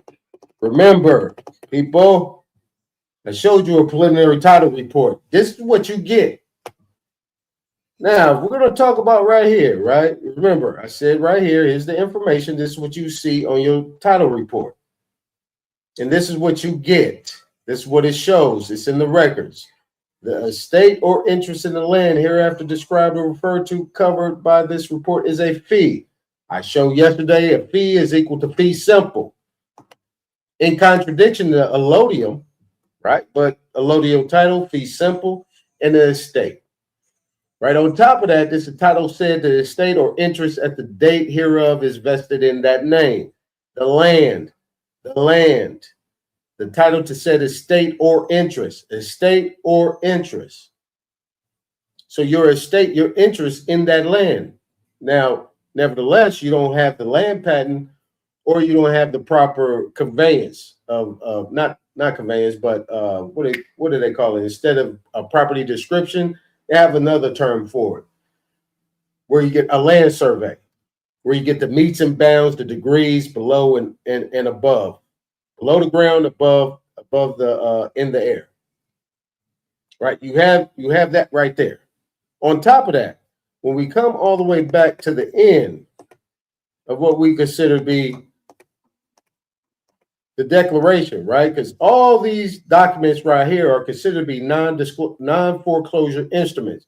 But right here it says, no contact was made with the borrower pursuant to 292355 because the above reference loan is not secured by a first lien mortgage or deed of trust, meaning a promissory note to pay, that secures a loan or that encumbers real property. Now, if we come back up here to notice to potential bidders, this is your notice of trustee sale. This is what people see when they get the information, and not just the homeowner, but the people that come and bid. This is what they're told in the disclosure right here. It says you will be bidding on a lien, not on the property itself. Now, if we go back here, and I'm moving fast so you guys can get it. What she said here was... Nope, not that one. As an asset, which means they now own your home. But you've always thought, well, of course they own my home because my home is the collateral. Oh, no, it's not. It's the promissory note. The home is absolutely not your collateral. So they have been doing this to enslave us. Okay, so the collateral is not the home, it's the promissory note. It's the security instrument. So this is what they're selling. And if I could, I'll show you a little bit more based on the information I got on this file. This file pretty much shows that even after the fact, they still own the home, on the records. If anybody is familiar with the fact where you have it, where, and we're going to go to these codes. If you know anybody that's been foreclosed upon or is going through a non-judicial foreclosure process and going through an unlawful detainer, that they're still getting calls from investors saying that I would love to buy your home.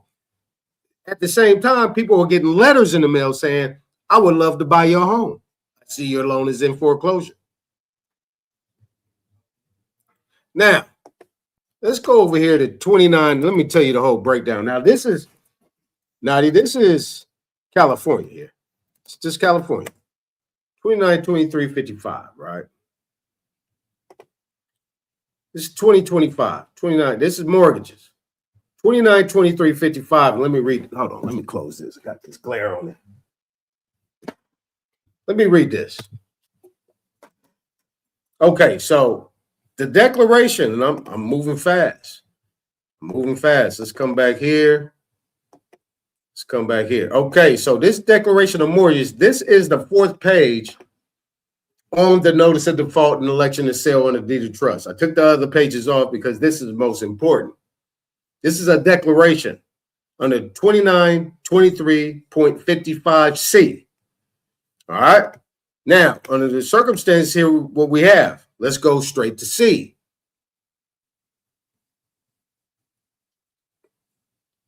Here it is. Okay. Now, what we're going to do is we're going to come straight up here, 29, 23, 55, and we're going to go A real quick. A mortgage servicer, mortgagee, trustee, beneficiary, or authorized agent shall not record a notice of default pursuant to section 2924 until all of the following. Let's come down to C. It didn't say all or some. It didn't say some. It said all. So it says C.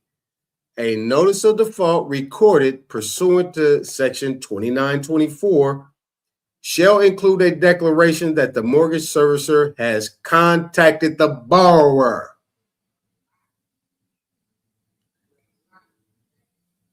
Got it? Has tried with due diligence to contact the borrower as required by this section, or that no contact was required because the individual did not meet the definition of a borrower. Let's go back over here. Sorry if I'm getting a little amped, but look, let's go back over here. Declaration of mortgage pursuant to Civil Code 2923.55C. No contact was made with the borrower because the borrowers, and this is where the language is messed up right here. They're not a borrower.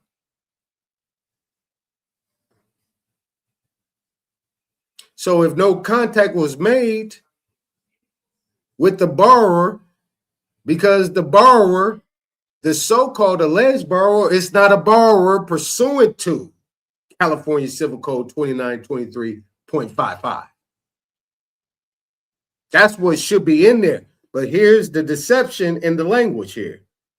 Just trying to show you guys something here. If you guys are wanting to help somebody out, common sense. Now,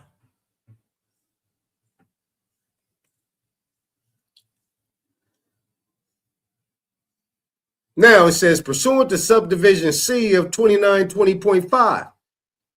It does not say that. It says 2923.55 and 2924.15. So let's go over here. Let's see what 2920.5 says. Let's do this real quick. Search the web. We just gonna ride with me real quick. Ride with me real quick. Ride with me real quick. Let's go back here. It says 2920.5. Pursuant to subdivision C of 2920.5. Okay, so 2920.5 says that for purpose of this article, the following definitions apply. Mortgage servicer means a person or entity who directly services a loan. Okay. Now, the things that I blotted out, they're not mortgage loan servicers.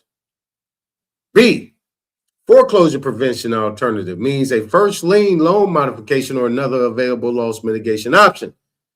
That's how you know when I said yesterday that they were in a second lien position, if they even had any type of rights to any type of enforcement or entitlement to enforce obligation. C, unless otherwise provided, and for purposes of section 2923 and so on and so forth, borrower means any natural person who has a mortgager or a trustor and who is potentially eligible for any federal, state, or proprietary foreclosure prevention. They didn't fall in that level either. For purpose of the section listed in paragraph 1, borrower should not include any of the following: and an individual who has surrendered the secured property as evidenced by either, that didn't apply, and any individual who has contracted with organization, that didn't apply, and any of those things following Chapter 7, that didn't apply either. First lien means the most senior mortgage or deed of trust on the property that is subject of the notice of default and notice of sale. See, they left this language out because if they didn't leave the language out, they wouldn't have been able to record it in the county because it does not fit. Now let's go over here to bam. Let's go over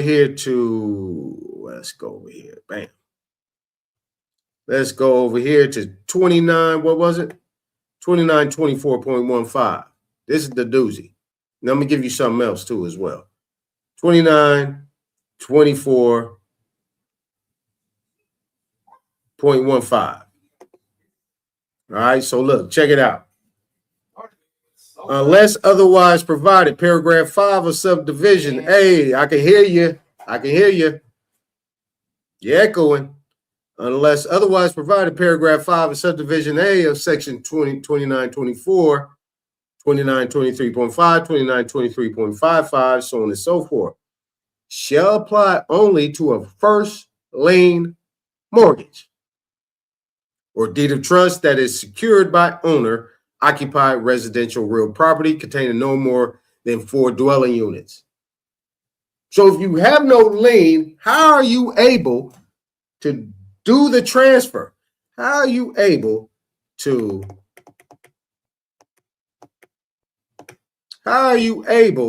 file that? How are you able to say in this right here that you actually did a grantor declares that there was property conveyed?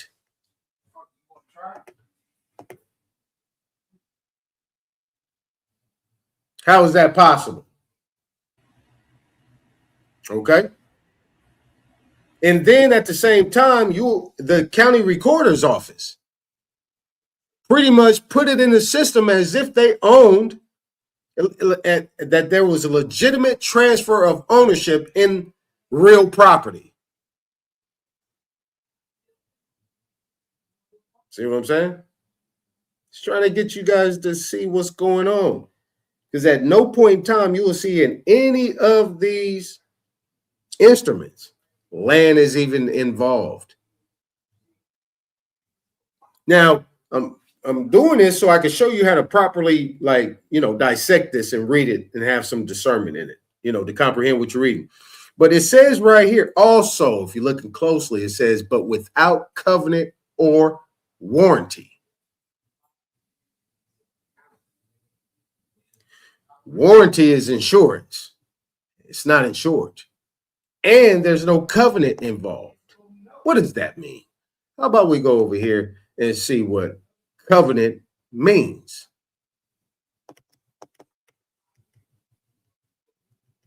Let's go down here to covenant. Hold on. Let me scroll. Boom, boom, boom, boom, boom, boom, boom. Covenant. Covenant. Covenant. CUV. Here we go. Should have something pretty soon. There we go. Covenant. Here we go. It's a lot of them. It's a lot of them. It's a lot of them. Covenant. So it says right here, the name of a common law form of action which lies for the recovery of damages for breach of a covenant or contract under seal. So that means that this right here was not under contract or seal. Let's go a little bit further. That's not enough. Law of contracts, an agreement, convention, or promise of 2 or more. Hold on. Wait a minute. Wait. What is where is it at? What did that say? What did that say? Promise note secured by deed of trust. A promise, right? There's a promise involved. Let's go back here. An agreement, convention, or promise of 2 or more parties. by deed in writing, signed, sealed, and delivered. Okay? So it said without covenant or warranty. So by which either of the parties pledges himself to the other that sometime is either done or shall be done. All right. Let me go to warranty. What is a warranty? What is a warranty? What is a warranty? Y'all can mute up if you want. I don't need all that extra behind me. I can mute up.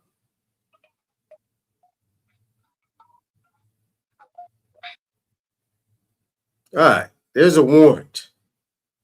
In contracts, to engage or promise that a certain fact or state of facts in relation to the subject matter is or shall be as it is represented to be. In conveyancing, to assure the title to property sold, to assure the title to property sold. Not insure, right, Nadi, but assure by an express covenant to that effect in the deed of conveyance. A trustee's deed upon sale, right? So in a trustee's deed upon sale, this has dealing with grant and convey, but without covenant or warranty. So this conveyance was done without covenant or warranty. So it wasn't assured upon. Okay? So let's go down here and let's go down here to warranty. Where is warranty at? Where's warranty? A promise that a proposition of fact is true. So if we're dealing with the trustee's deed upon sale, that's right here, it's without warranty. So that means this is being made without a promise. The proposition of fact is true. So it's not true. With real property law, what does it say? A real covenant by the grantor of lands. Bingo. You see? See, we're getting somewhere. Hold on, let me finish this. A real covenant by the grantor of lands for himself and his heirs, or herself, if it's a woman, to warrant and defend the title and possession of the estate granted to the grantee and his heirs, whereby either upon voucher or judgment in the writ of warrantia charta and the eviction of the grantee by paramount title, the grantee was bound to recompense him with other lands of equal value. So that trustee deed upon sale verifies that it's not. But you know what? When you're dealing with this whole situation with all the videos and stuff that I'm showing, the quick ones and all that, it's actually showing that this non-judicial foreclosure has nothing to do with the land, has nothing to do with ownership. This has a play that they've got in place in order to take or do what? Assign it to somebody with more authority, because like that lady said, that they're using what? What are they using? Let's go back to this lady right here. Let's go back to this lady. What are they doing? And they are creating the homeless problem. When I talk to homeless people, they are pushed out by the deputy county sheriff office. So right. They're what? When I talk to homeless people, they are pushed out by the deputy county sheriff office. So there you go. How are you able to enforce that? You're actually putting it into a landlord-tenant case, right? A landlord-tenant court, I should say. And on top of that, just like I showed the other one, they're creating what? I'm not even going to say it. Nobody say it. Just read. What are they creating? For how much? Well, all right. So,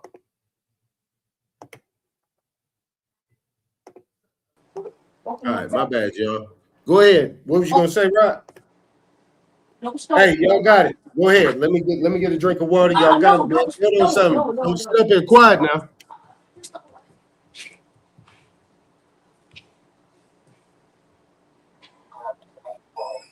only can bring the historical aspects. You know, you talking about mortgage. What's that? The R, the retirement, mortgage, instrument company. So those are that's what you're dealing with.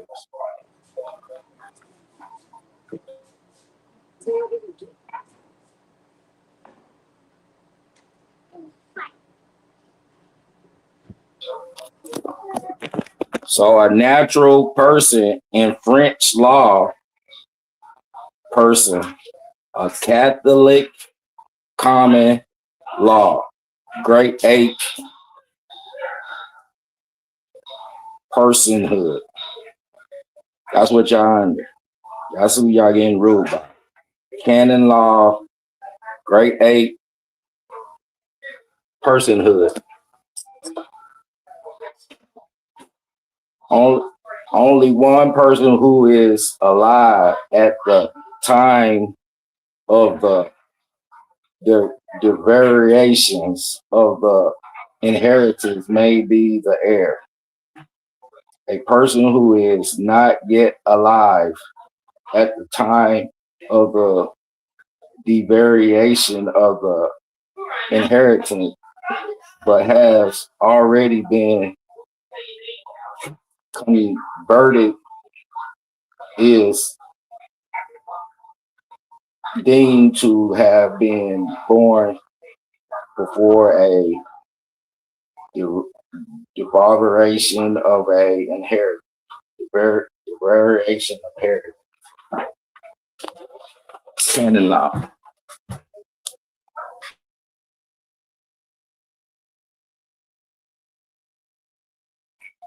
Code 123. So you got to be an individual.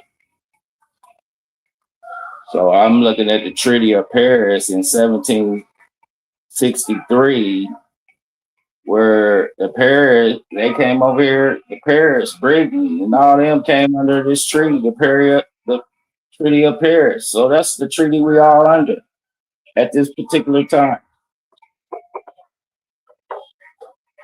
And that was 1763.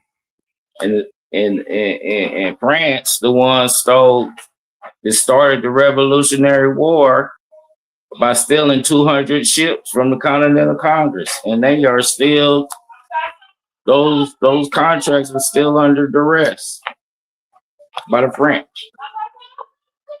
So they got our World War I veteran over there in France, Wayne Minor, and I don't think we're gonna be able to get away from under this minor estate until we go retrieve our Buffalo soldiers in Paris, France right now.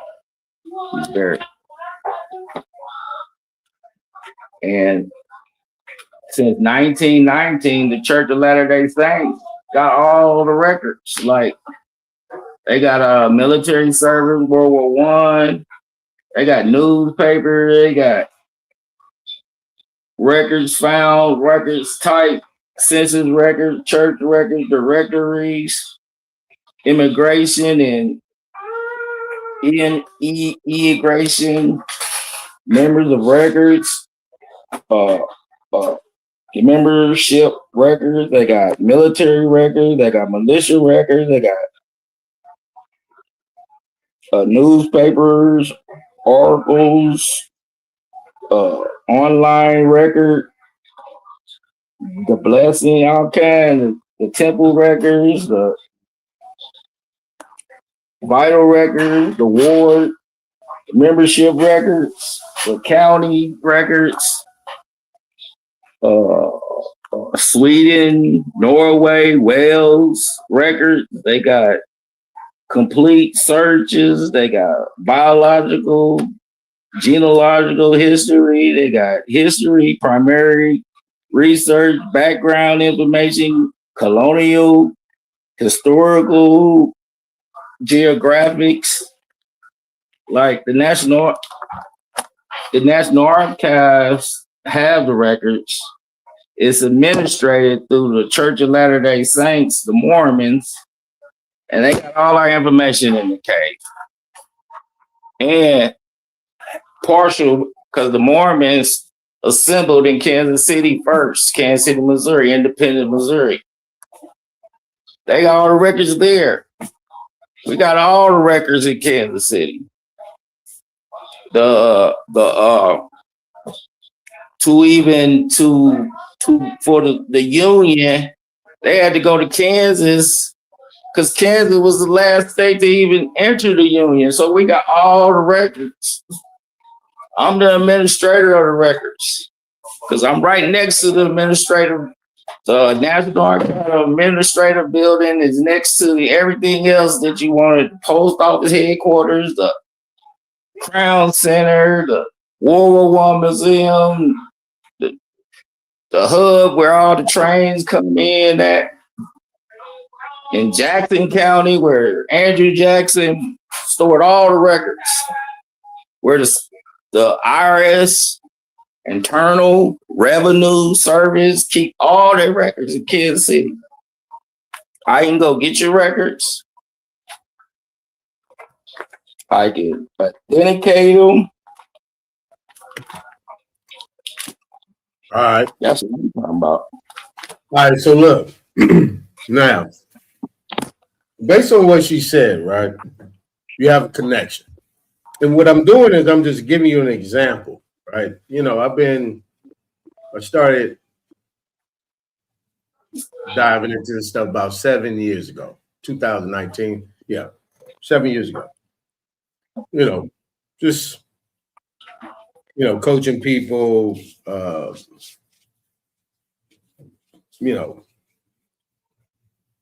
just being there for people, giving them some insight. So that way, you know, when they have attorneys or if they're representing themselves or whatever, that they just kind of stay calm. Because the most important thing is what I'm showing is that you got to kind of reverse engineer it. Because anybody that's been in a situation where you sign a contract, they're always rushing you. Sign here, initial here, regardless of what you're into. You know, this is what you got to do. If you don't do it, you're not getting it. And everybody is under the assumption that that's what it is. So they subscribe to it, right? So once you do that, they know they got you. They have scripts. They're being trained. They're trained to do it. You know, and at this point in time, all of these people act like the police. I'm gonna keep it a buck. I'm gonna keep it straight to you. Every time you come to somebody seeking some type of service, they turn it around and interrogate you, ask you all kind of questions. Why this? Why that? Wait a minute. Well, that's private. That's so on and so forth. Well, this is what you need to do. If you don't do it, then you don't get that. I need this. I need this. I need this. There's nothing on your end demanding anything, asserting any type of authority. If anybody does that, I'd like to hear all about it. But nevertheless, the reverse engineering is saying, okay, I need to go back and read the fine print. So let me give you some practicalities, right? And we kind of, you know, I can close in on that, you know, and then we don't need to go any further. Is that you got to correct the record. So people are misconstrued or let me say this right. People misunderstand about correcting status. Because I heard none of your business say yesterday, well, that means you don't have to correct your status, right? I was kind of listening to you guys talk. I chimed in a little bit, and I'm always on time. When you and Derek and Chief I Am on his channel was talking about, you know, what Derek was talking about, and then, you know, you said, well, you don't have to correct your status. Derek said, no, that's a goddamn lie. You have to correct your status. You have to correct the record. Correcting status is correcting the record, because presumptions and assumptions is everything. You want to see it? Wrote a song about it, like the hit. Here it go. Let me show you. Let's go to presumptions first. All right, let's go to presumptions. I don't know what the hell Derek was talking about. You got to correct the record. And you got to do it administratively because everything was done administratively. And I'm surprised he ain't here. But maybe he at work.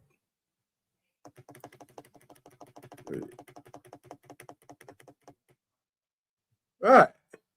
Let's go to presumption. We're going to go straight to presumption, right? Presumption of fact and inference, affirmative or disaffirmative, of the truth or falsehood. One or the other. Of any proposition or fact drawn by a process of probable reasoning in the absence of actual certainty of its truth or falsehood, or until such certainty can be ascertained.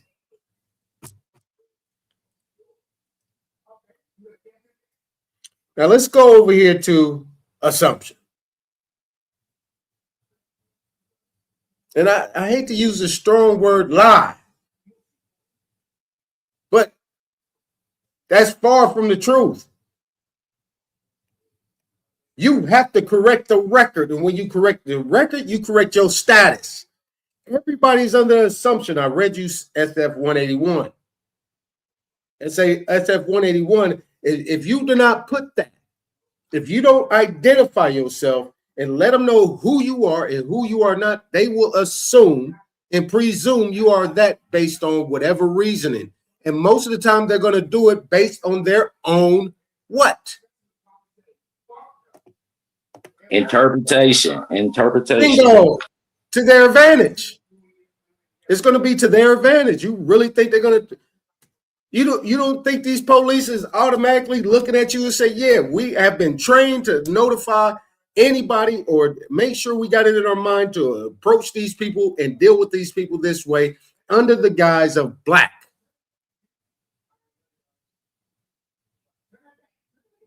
A color, a person of color. And we'll go to that in a minute too. Assumption. Yeah, that's why I'm telling the police I'm white. And then they charged me anyway. I went to the internal affairs, because that's for the urban Indians, the internal affairs. All right, hold on and a second. Hold on a second. Let me get through this.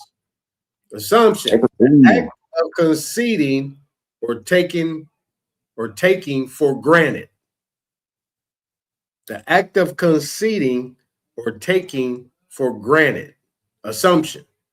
The term is substantially synonymous with inference, probability, and presumption. All right. The act or agreement of assuming or taking upon oneself the undertaking or adoption of a debt or obligation primarily resting upon another. So, under the assumption and presumption, you're taking on somebody else's liability. This is what I'm saying about going back and correcting the record. Because you actually assume that you are in debt. You actually assume that you are the one subject to. You're actually the one thinking that you're the one that is subscribing and participating when you're not. If that's where you want to be. But if you want to be in that same place where you want to take on all the liability, if you look at your contract, that's what just happened. Just saying. It's the whole issue here. In order to get anything done, you have to correct the record. And in order to correct the record, you must request all information in all different areas of who they saying you are. In the first place you need to start at is the birth certificate. The certificate of live birth tells everything. Why? They're not talking about you. They're talking about your mother and your father. Your mother and your father identification or their ethnicity or race is going to be on there. This is why they took them out, because the younger generation, this is why they don't understand how bad a position they're in, because they got to go through so many avenues right now. My birth certificate had my social security number on it.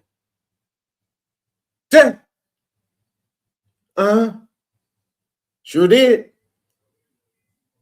So what came first, chicken or the egg? This is the issue. So what I'm telling you. But every time I get my birth certificate, my certificate of live birth, they redact it. They put a black mark.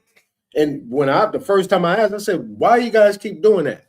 It was like, oh yeah, this is why it's taking so long. Yeah, we got to redact this and we got to redact that and that. This is why they changed the whole situation up. See what I'm saying?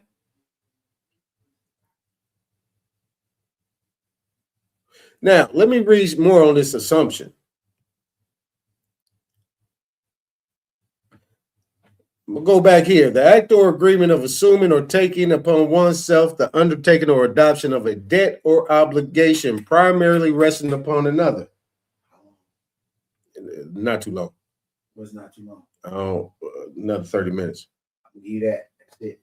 The undertaking or adoption of a debt or obligation primarily rests upon another, as where the purchaser of real estate assumes a mortgage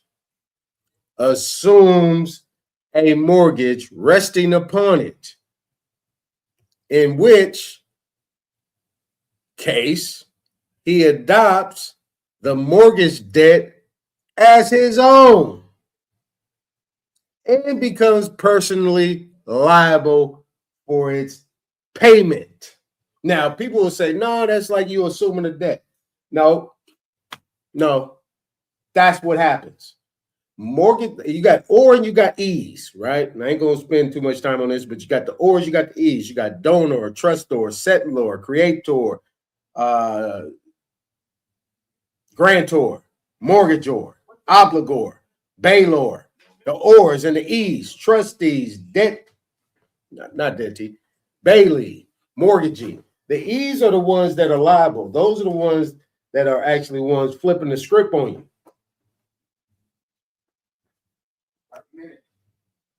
I'm just saying.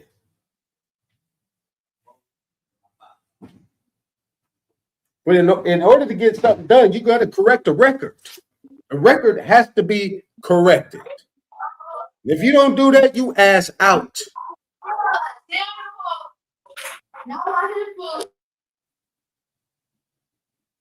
Now, the bottom line is that age of majority form and all that. I don't know nothing about that. All you got to do is make sure. All you got to do is certain things. Here's my thing, is what I say. County, state, Fed. Correct that. County, courts. State, couple things with that. Fed, SS5. Usually what you kept correct within the county is going to get corrected within the state under the circumstances. Your state is your vital statistics and all that type of stuff. You have those basic things. You correct that, you're good. On top of that, from then, you can go and challenge everything from that nature. Once you notice everybody, who you are and who you're not, then you can go to all the different avenues and go correct them records. Because once it gets corrected in one spot and you get an order, and then you get not just a certified copy, but an exemplified copy, you can move that thing everywhere it needs to go. And they got to correct the record. And then you can say, okay, now I'm coming. This is who I am. Correct everything. And then after that, you still got to be in honor because at this point in time, you didn't know.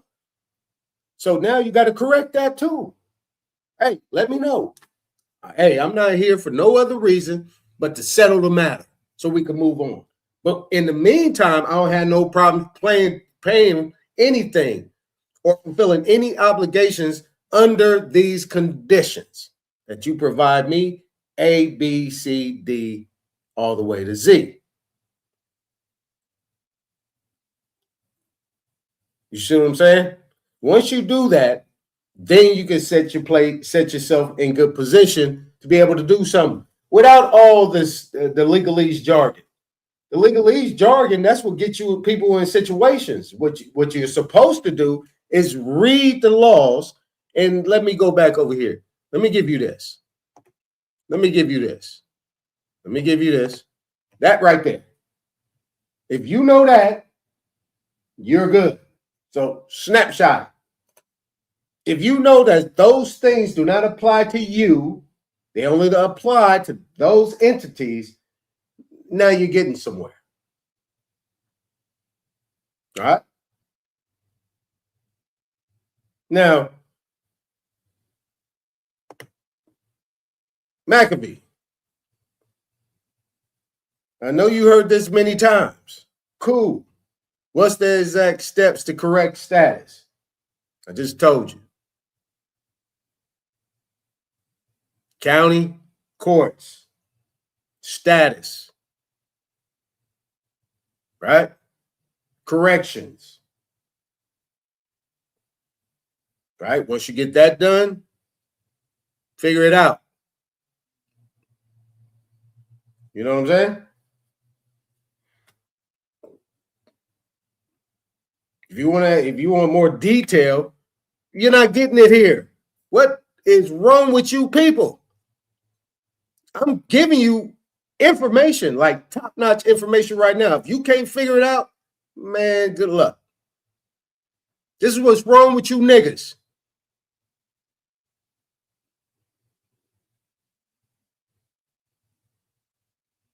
You guys want free shit. You guys want everything and everything, but that's the bottom line. That's why a lot of your people get locked up, because you don't know what you're doing. You take information, you run, and you go do something, and then you want to blame somebody else because you don't want to learn for yourself. It ain't going to work for you, bruh. You stay doing what you're doing. It might work for you. But, you know, I got love for you. But see, those type of questions, yeah, that's going to trigger me because I don't like that type of language. You a full-grown man or a full-grown woman. I don't know. I don't know if you're a man or a woman. But at the end of the day, you a full-grown man or woman. Go back and look at these videos. Listen to what I'm saying. How do you correct records? You don't even have to do all the status correction per se for yourself. You can actually look at every contract that you're in and correct that. At least you got consumer rights. Your consumer rights fall under the Fair Credit Reporting, really the Frank Dodd Act, and the RESPA, TILA, FDCPA, FCRA. You get all these things in order. You could correct that status. That status is what? Am I a debtor? Do I owe you? Am I a renter? Am I a tenant? Or do I own land? What do I have? That is a way to correct status as well. You correct your status in every single avenue of where you at. You ain't got to do all this extra super stuff that people be doing and talking about and all that. Nah, you ain't got to do all that. As a consumer, you have rights. If the contract is misleading, or it's unfair and deceptive in nature, or it's misrepresenting material facts on its face, you can kill the contract and not owe anything and get damages. And whatever interest that you've been paying in principal over time, you could get that back too. See what I'm saying? It's not that extra stuff. It's simple. Like fee, simple. So with that being said, I want to get over to this next thing, right? Let me get over to this next thing. Now, under the circumstances, right? Let's get over here. Let's get back here. Let's get back here, right? Let's get back here. What's going on, Sister Bethy? Right, let's get back here. This is a preliminary title report. This preliminary title report, as you see right here, it says this name right here that we got blotted out said the estate or interest in the land hereinafter described or referred to covered by this report is a fee. Right? So we're going to go back to the fee real quick. We are going to look up what fee is, which is fee simple. right? Let's pull it up real quick. Let's go back. Let's pull that up. And being in California, been doing this for so long, when people make this to be a joke, it does trigger me. Because the bottom line is, people that make it out to be a joke and say those things that they say are cowards to me. And you will not be able to step out there and do that. And you will not be able to get out there and put in the work that I put into. You know what I'm saying? So if you hear, listen, I don't want to be disrespectful at all. But when I hear stuff like that coming from grown folks, man, you need to find something else to do, man. Go be entertained somewhere else. Not here, though. All right, so here we go. We got fee. We got, where it go? All right, so we got fee. All right, so that's fee. But when it comes down here to estates, right? We're dealing with estates, as you see right here. Let's come back here. It mentions what? Estate or interest. So under the circumstances, we come back here. Estates, ordinarily word fee or fee simple, is applied to an estate in land. An estate in land. But the term is applicable to any kind of hereditament, corporeal or incorporeal, and it's all the property and thing referred to or largest estate therein which person may have. Freehold. Okay, now let's come over here to American law. Fee simple. A fee. An estate of inheritance without condition. Belonging to the owner. And alienable by him or her, or transmissible to his heirs absolutely and simply, and is an absolute estate in perpetuity, and the largest possible estate a man can have, being in fact allodial in its nature. People say, well, allodial title is not fee simple. Yeah, it is. Yeah, it is. People say allodial title is the highest title. Well, if you got it in fee simple, guess what? You got the highest title in American law. Got it? Don't deceive yourself. Don't deceive yourself. All right? So let's come down here. Let's come down here to fee simple. Absolute. Conditional. American law. Man, let's come down here to American law. But we know it's absolute.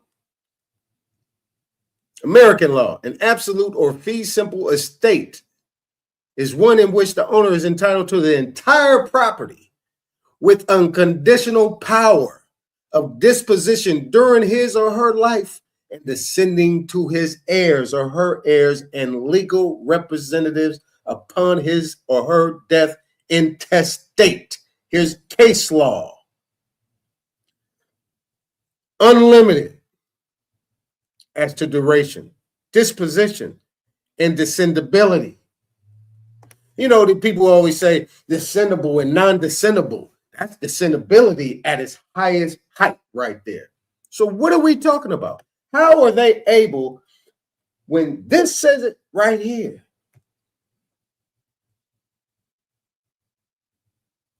right? This says it right here. But then you file non-judicial foreclosure documents, and this is right a homestead declaration, land, and it has everything right here that has been claimed after 5 years in California.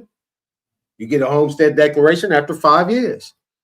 Then you come down here. You have a subordination agreement that was done within everything. The owner of the land, hereinafter described, the owner of the land, here referred to as the owner, right?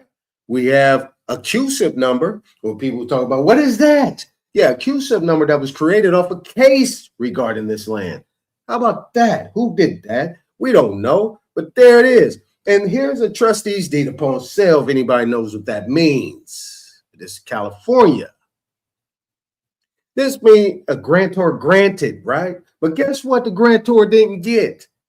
Paid for that dollar amount right here. and didn't sign off on anything, but as I read before, without covenant or warranty. And we looked up those definitions. But then at the same time, you come down here, right? You come down here, and it's notice of trustee sale. It says right here that you should also be, where is it? You will be bidding on a lien and not on the property itself. So when you're bidding at this so-called non-judicial foreclosure auction, you're not even bidding on the property. You're bidding on a lien. So how was it able to take place in that manner? Well, how about this in this declaration in this this notice of default and election of sale under deed of trust? It says right here that no contact was made because the above reference loan is not secured by a first lien or a deed of trust that secured a loan or that encumbers real property. Make this make sense, y'all. You smart people. Make this make sense. I want to know. But people will say, I heard this all the time and all this, but you don't even understand how to discern what this is saying right here or comprehend. Now, this is me just being a little bit aggressive in my constructive criticism. Right? Now when this young lady had mentioned, right? Let me play it again for you. Well, I ain't got nothing to say. I got something to say. Let's play this back again. Let's come here. Not your collateral. So they have been doing this to enslave us, and they are creating the homeless problem. When I talk to homeless people, they are pushed out by the deputy county sheriff office. Now, based on that, right, in California, you got Assembly Bill number 1418. So since you think we just talking all this sovereign citizen and all this extra conversation, this is Assembly Bill number 1418, which was voted on, proposed, and signed off by the governor. Is that sovereign citizenship too? Well, so be it. Now, in this language, it specifically says, right, in so many words, that law enforcement cannot get involved with anybody dealing with dealing with homeowners, tenants, landlords, anything. Now, this is a little bit, pervasive. You know what I'm saying? It's kind of like ducking and dodging. You really can't understand, right? But it says penalty means the following: an actual or threatened assessment of fees, fines, or penalties, an actual or threatened eviction, termination of a tenancy, or actual or threatened failure to renew a tenancy.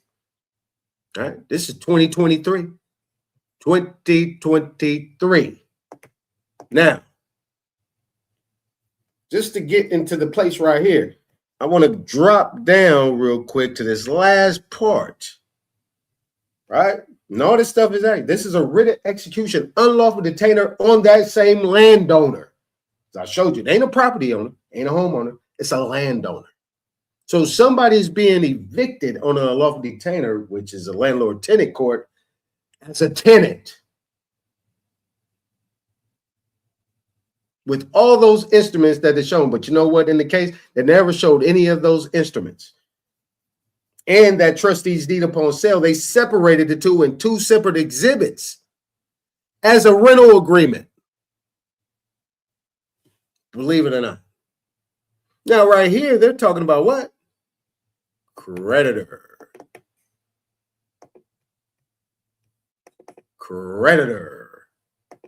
And this blotted out is the law firm that is supposed to be the creditor's counsel or agent. All right. Now, when you look at this Eden place, right? Let's go back up here. I got the case law up here right here. Where is it at? Where is it? There it is, right here. This is Eden Place versus Pearl. Guess what this says? Guess what this says?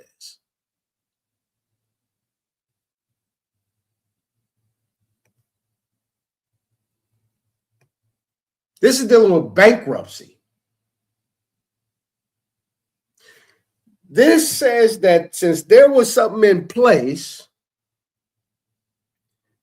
and there was an automatic stay in place, right? When you file Chapter 7, anybody want to know about anything, right? When you file Chapter 7 or Chapter 13, whatever you want to file, it automatically creates an automatic stay, which is equal to an injunction. So you having issues where you're dealing with some violation of your due process of rights, the best thing to do is go to bankruptcy, if you can go there. Or make sure that you file your own. If somebody's doing it, you immediately go either file with the state under a quiet title action, or go to federal court. Or you can also file a Chapter 7 petition. I mean, there's a lot of ways to skin a cat, depending on your knowledge and what you want to do. Because as soon as you file a petition, you can immediately file what is called a adverse complaint or adverse claim. As soon as you file your petition to challenge the validity of the debt. See what I'm saying? So you can do that as well. But this case right here says nothing about what they were talking about right up there.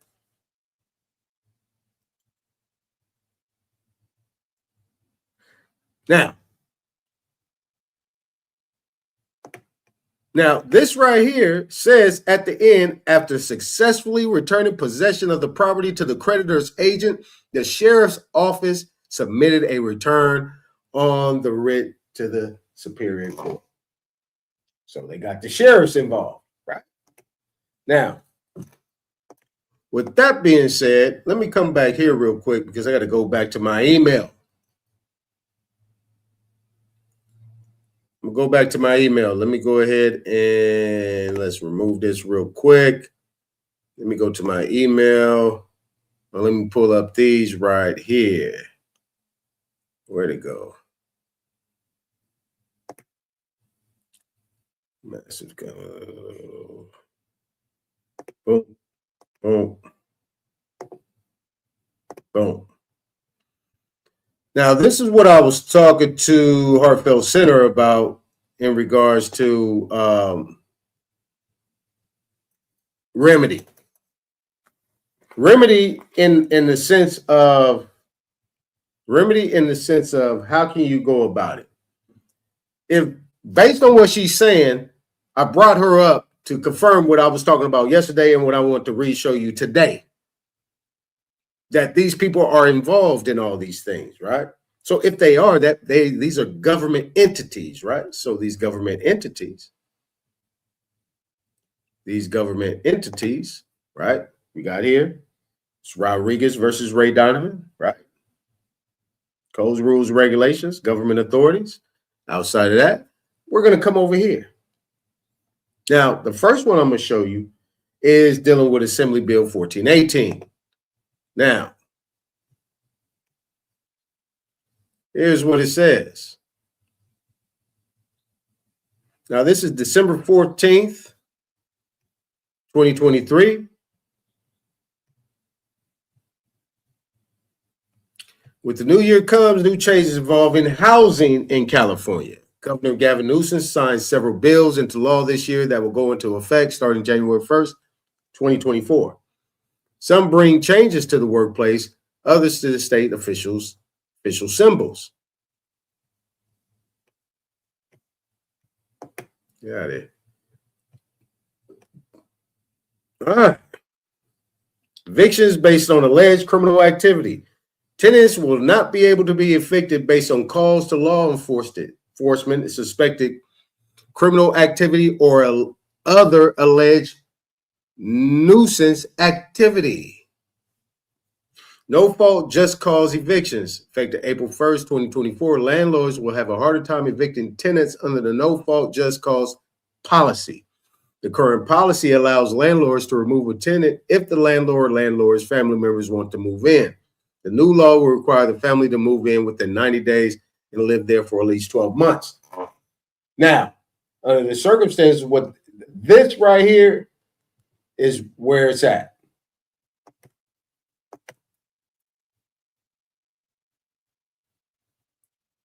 All right. This is the part of the Assembly Bill 1418. Now, my main thing is to focus on this right here. This right here.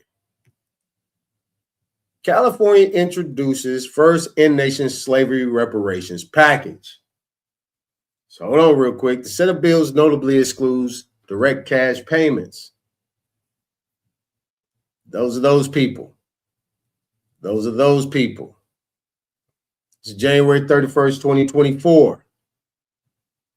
California state lawmakers introduced a slate of reparations bills on Wednesday, including a proposal to restore property taken by race-based cases of eminent domain in a potentially unconstitutional measure to provide state funding for specific groups.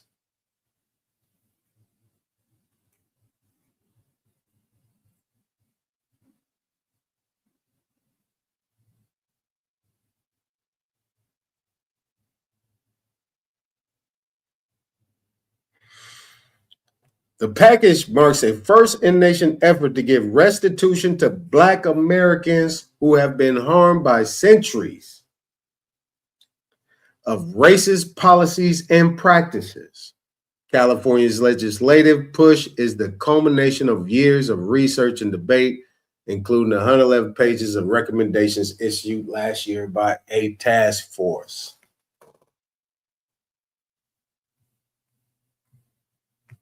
So, Hartsfield Center, J-Dub, there you go. I took you guys all down that line so you guys can actually see the process. So if you wanted to know how it can function, now this is just here in California. So, Shirley Weber, that's her right there. You know, all these people big time. I know her.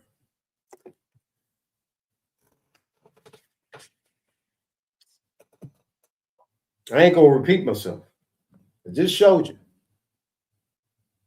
This is how it's being done. If you're in a non-judicial foreclosure state, this is exactly what's being done. They don't have to go to court, per se. But when they do go to court, they go to court in a landlord-tenant jurisdiction. See what I'm saying? And it's something that's called sua sponte. And this is where the courts get involved. And this is where you get into eminent domain.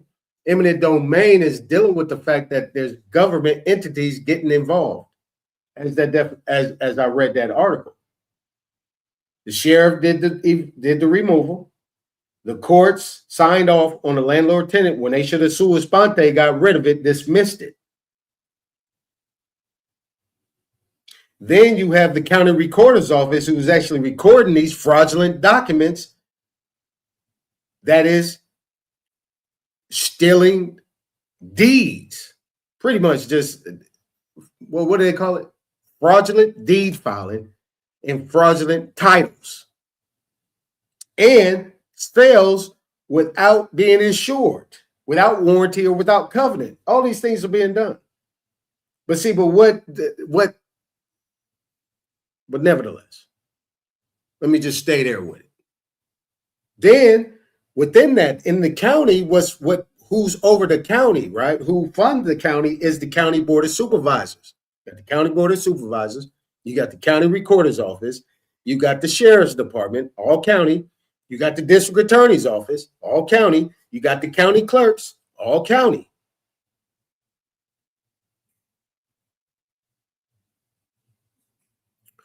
Where, just like we was talking about, I think, give a shout out to Alabama when he was talking on OG channel yesterday.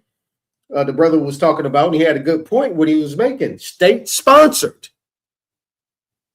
And all these funds and all these things are state and federally sponsored. In order to have these buildings open, you got to get state funding, and where the state is getting funding from is from the Fed.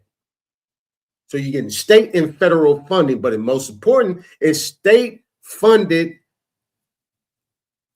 Well, the dude didn't want to use an extreme word, but it's state funded so-called terrorism under the color of law. It's a deprivation of rights under color of law. Colorable title is what they're using in order to do that. So when you have that and you have nobody that will come to the aid and provide equal protection of the law to any of these people across California to be protected, what is that? You can't tell me, well, they don't have no rights to be protected. Yes, they do. These people do. Everybody does. And as you looked at, and I show that thing right there, these pale skins going through the same situation, have the same problem. But nevertheless, them to the side. People think this is a matter of fact, and this is something that's simple. Well, you know, you should have. No, it ain't even. No. I showed you everything from point A to point B. That's actually getting a loan, getting in the contract or whatever it might be, getting the credit, getting into the situation, owning a house, 30-year mortgage, being an indentured servant for 30 years, owing interest-only payments, doing all this other stuff, all the way up to the point where you're not even going to be able to pay that. But if you got a $300,000 house, $300,000 house at 10, let's say it's at 6%. You see what I'm saying? That's 1, 2, 3, 4, 5, 6. So 1% of 300,000 is $3,000. Multiply that by 6, that's $18,000. So you got $18,000. You divide it by 12. You divide that by 12. You got 12. You got 12 with the 8. That's 1. And then you paying somewhere around $1,200 to $1,300 a month. Let's just say $1,200 to $1,300 a month. $1,200 a month times 12 is 144. Is 4,000, right? 14,400. You take that 14,400 and multiply it by 360 months. Let me show you. Let me show you real quick. Let me do the math. Let me do the math for you real quick. 14,400 times 360 equals $5,184,000. That's how much you paying on a $300,000 loan. Got it? Hopefully. Let's hold on. Let me make sure I got my math right. We're going to start from the beginning. 1,200 times 12. 14,400 times. Okay, you got 30 years, right? 30 years. There's 12 months in a year. So 30 times 12 or 3 times 12 is 36. Add a 0. 360. $5,184,000. Do the math. Numbers don't lie.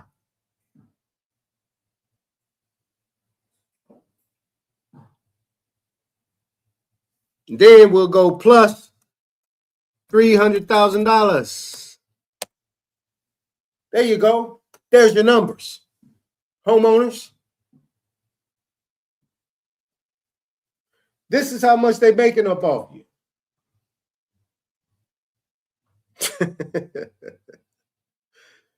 Let's just say that you got $1,200 that you're paying, and let's say 300 of that, which is probably going to be that 300 of that is probably going towards 300 of that is probably going to go towards the principal, maybe, depending on what you're dealing with.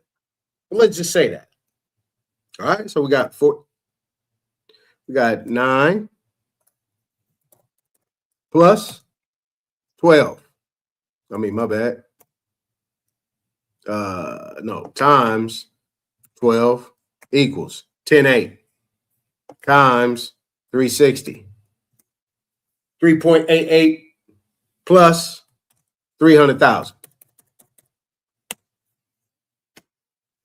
How about that? How about them apples? This is what you got to know. This is what you got to know.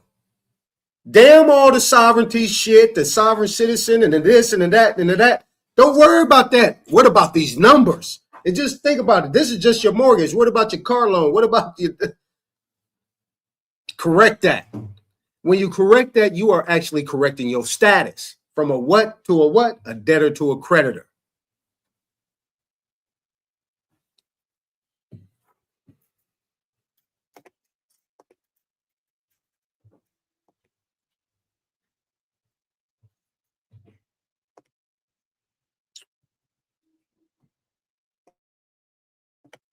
Hey, y'all, I'm done.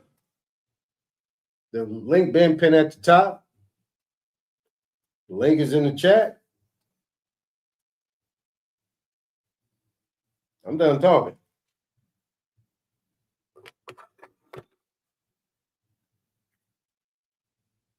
So, with that being said, man, it's almost 5 o'clock. I thought I was gonna get some of these people to come up here and battle, but they didn't want to. I guess not. You know what I'm saying? But at the end of the day, hey, I appreciate everybody coming up here. I'm gonna play the exit music, and we out, man. And we out. And whoever want that historical smoke, you can get it, because I got it. Legal historical smoke.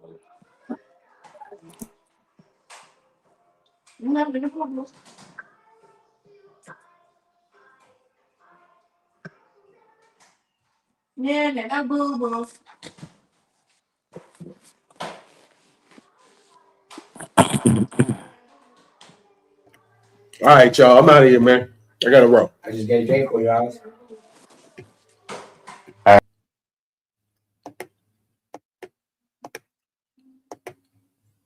You want $40? Hold on. I got another question. That's why I was Hold on.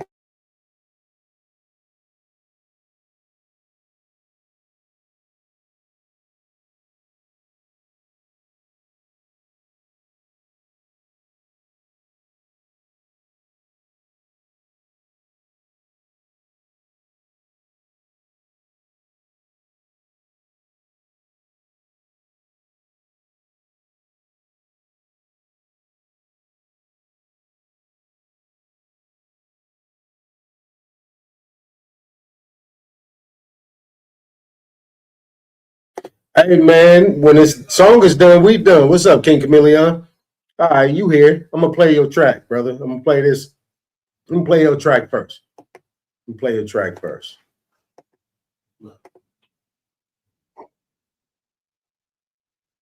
Hold on. Hold on.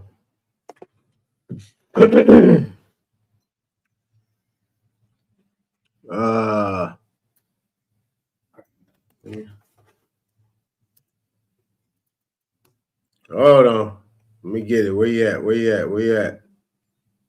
King Chameleon. Where you at?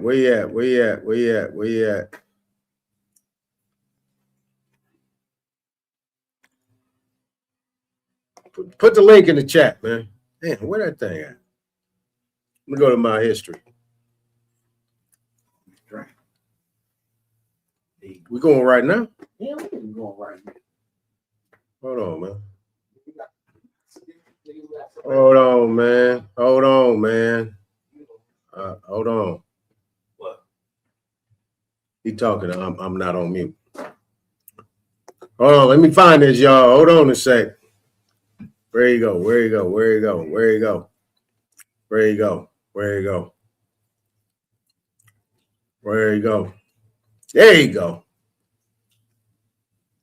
you go. By George, I think he got it.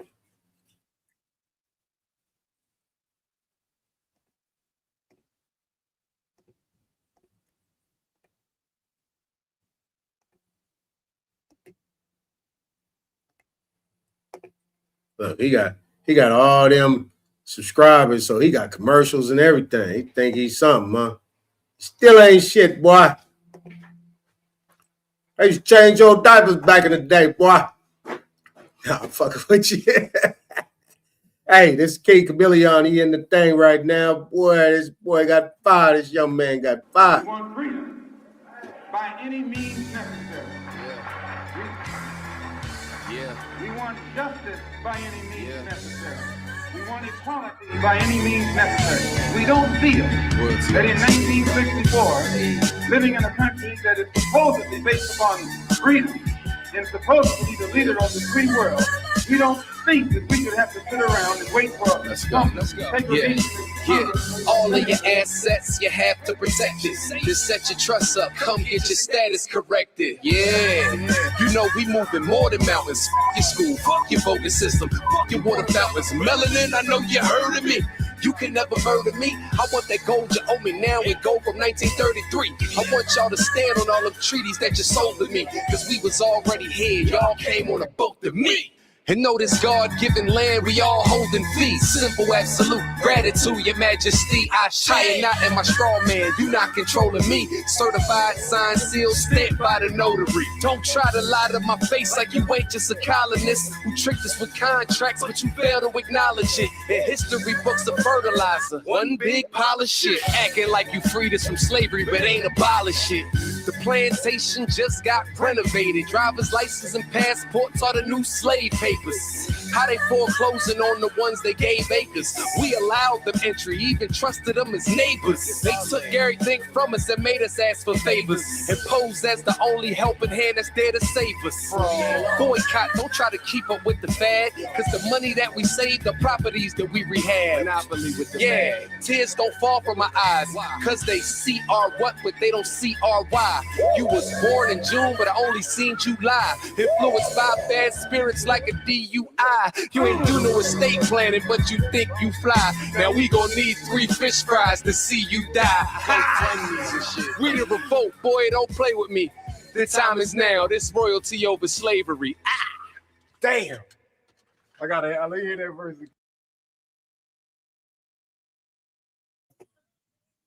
It was all right, man. You know, that's King Chameleon. It's all right. See, the motherfuckers got a DUI. They don't see our what, but they don't see our why. All right.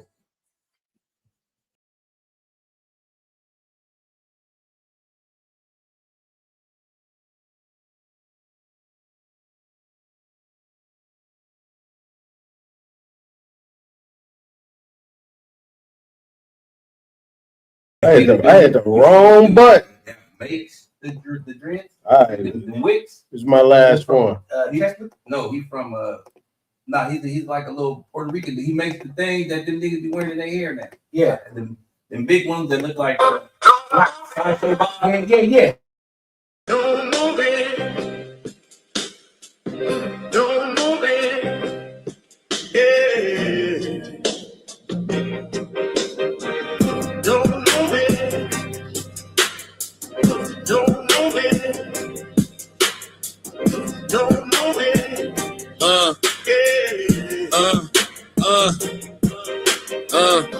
I'm the coach, quotes coded in oak with a ghost loaded focus. Chrome in the coat, king with the cloak, smoking that hocus pocus. Infinite styles, pivot and pile up the mileage. I'm wild with the science. You see the line on my avatar, iron jaw pride. I to devour the silence. Why you niggas steady lying? Got me laughing hard, satire and fraud. I fire the squad. Wise get crossed when I'm sparring with all the guards. Author of art, carving a mark in the bark of the market at large. Target the sharks, heart of a Spartan. I sharpen the margin with bars. You rather bargain and dodge. I'd rather you come get your taxes done. Black suit, black room, facts in a stack. I'm relaxing the maximum. Get out of the pocket, the profit of rocket. Then I just might tax you punch. Bracket your funds, I'm stacking in chunks. Reacting to acid, you're begging to punch. Sometimes my community hard-headed, scarred, dreading the lessons. I chart head and start spreading the message. Embedded in pressure, sovereign living. I'm private with it, no corporate percentage. Discharging debt with a pen stroke. You still don't notice the vision. I've been telling y'all you don't want to debate me. Weighty and ready. Great with machetes, linguistically shredding the petty. Grab these 15 acres. Landscape major, plan made paper. Land patent stamped and sacred since my campaign greater. I ain't talking about Ice-T when I say that I can show you law and order. Court recorder, I sort the torture, contort the border. I eat the case, beat the state, leave a trace of the raw supporter. Briefcase aura, got your baby mama thinking that I'm a lawyer. Seminole Indian sentiment, militant on sovereign soil. Private enrollment, tribal component. I'm the boss who you trying to employ.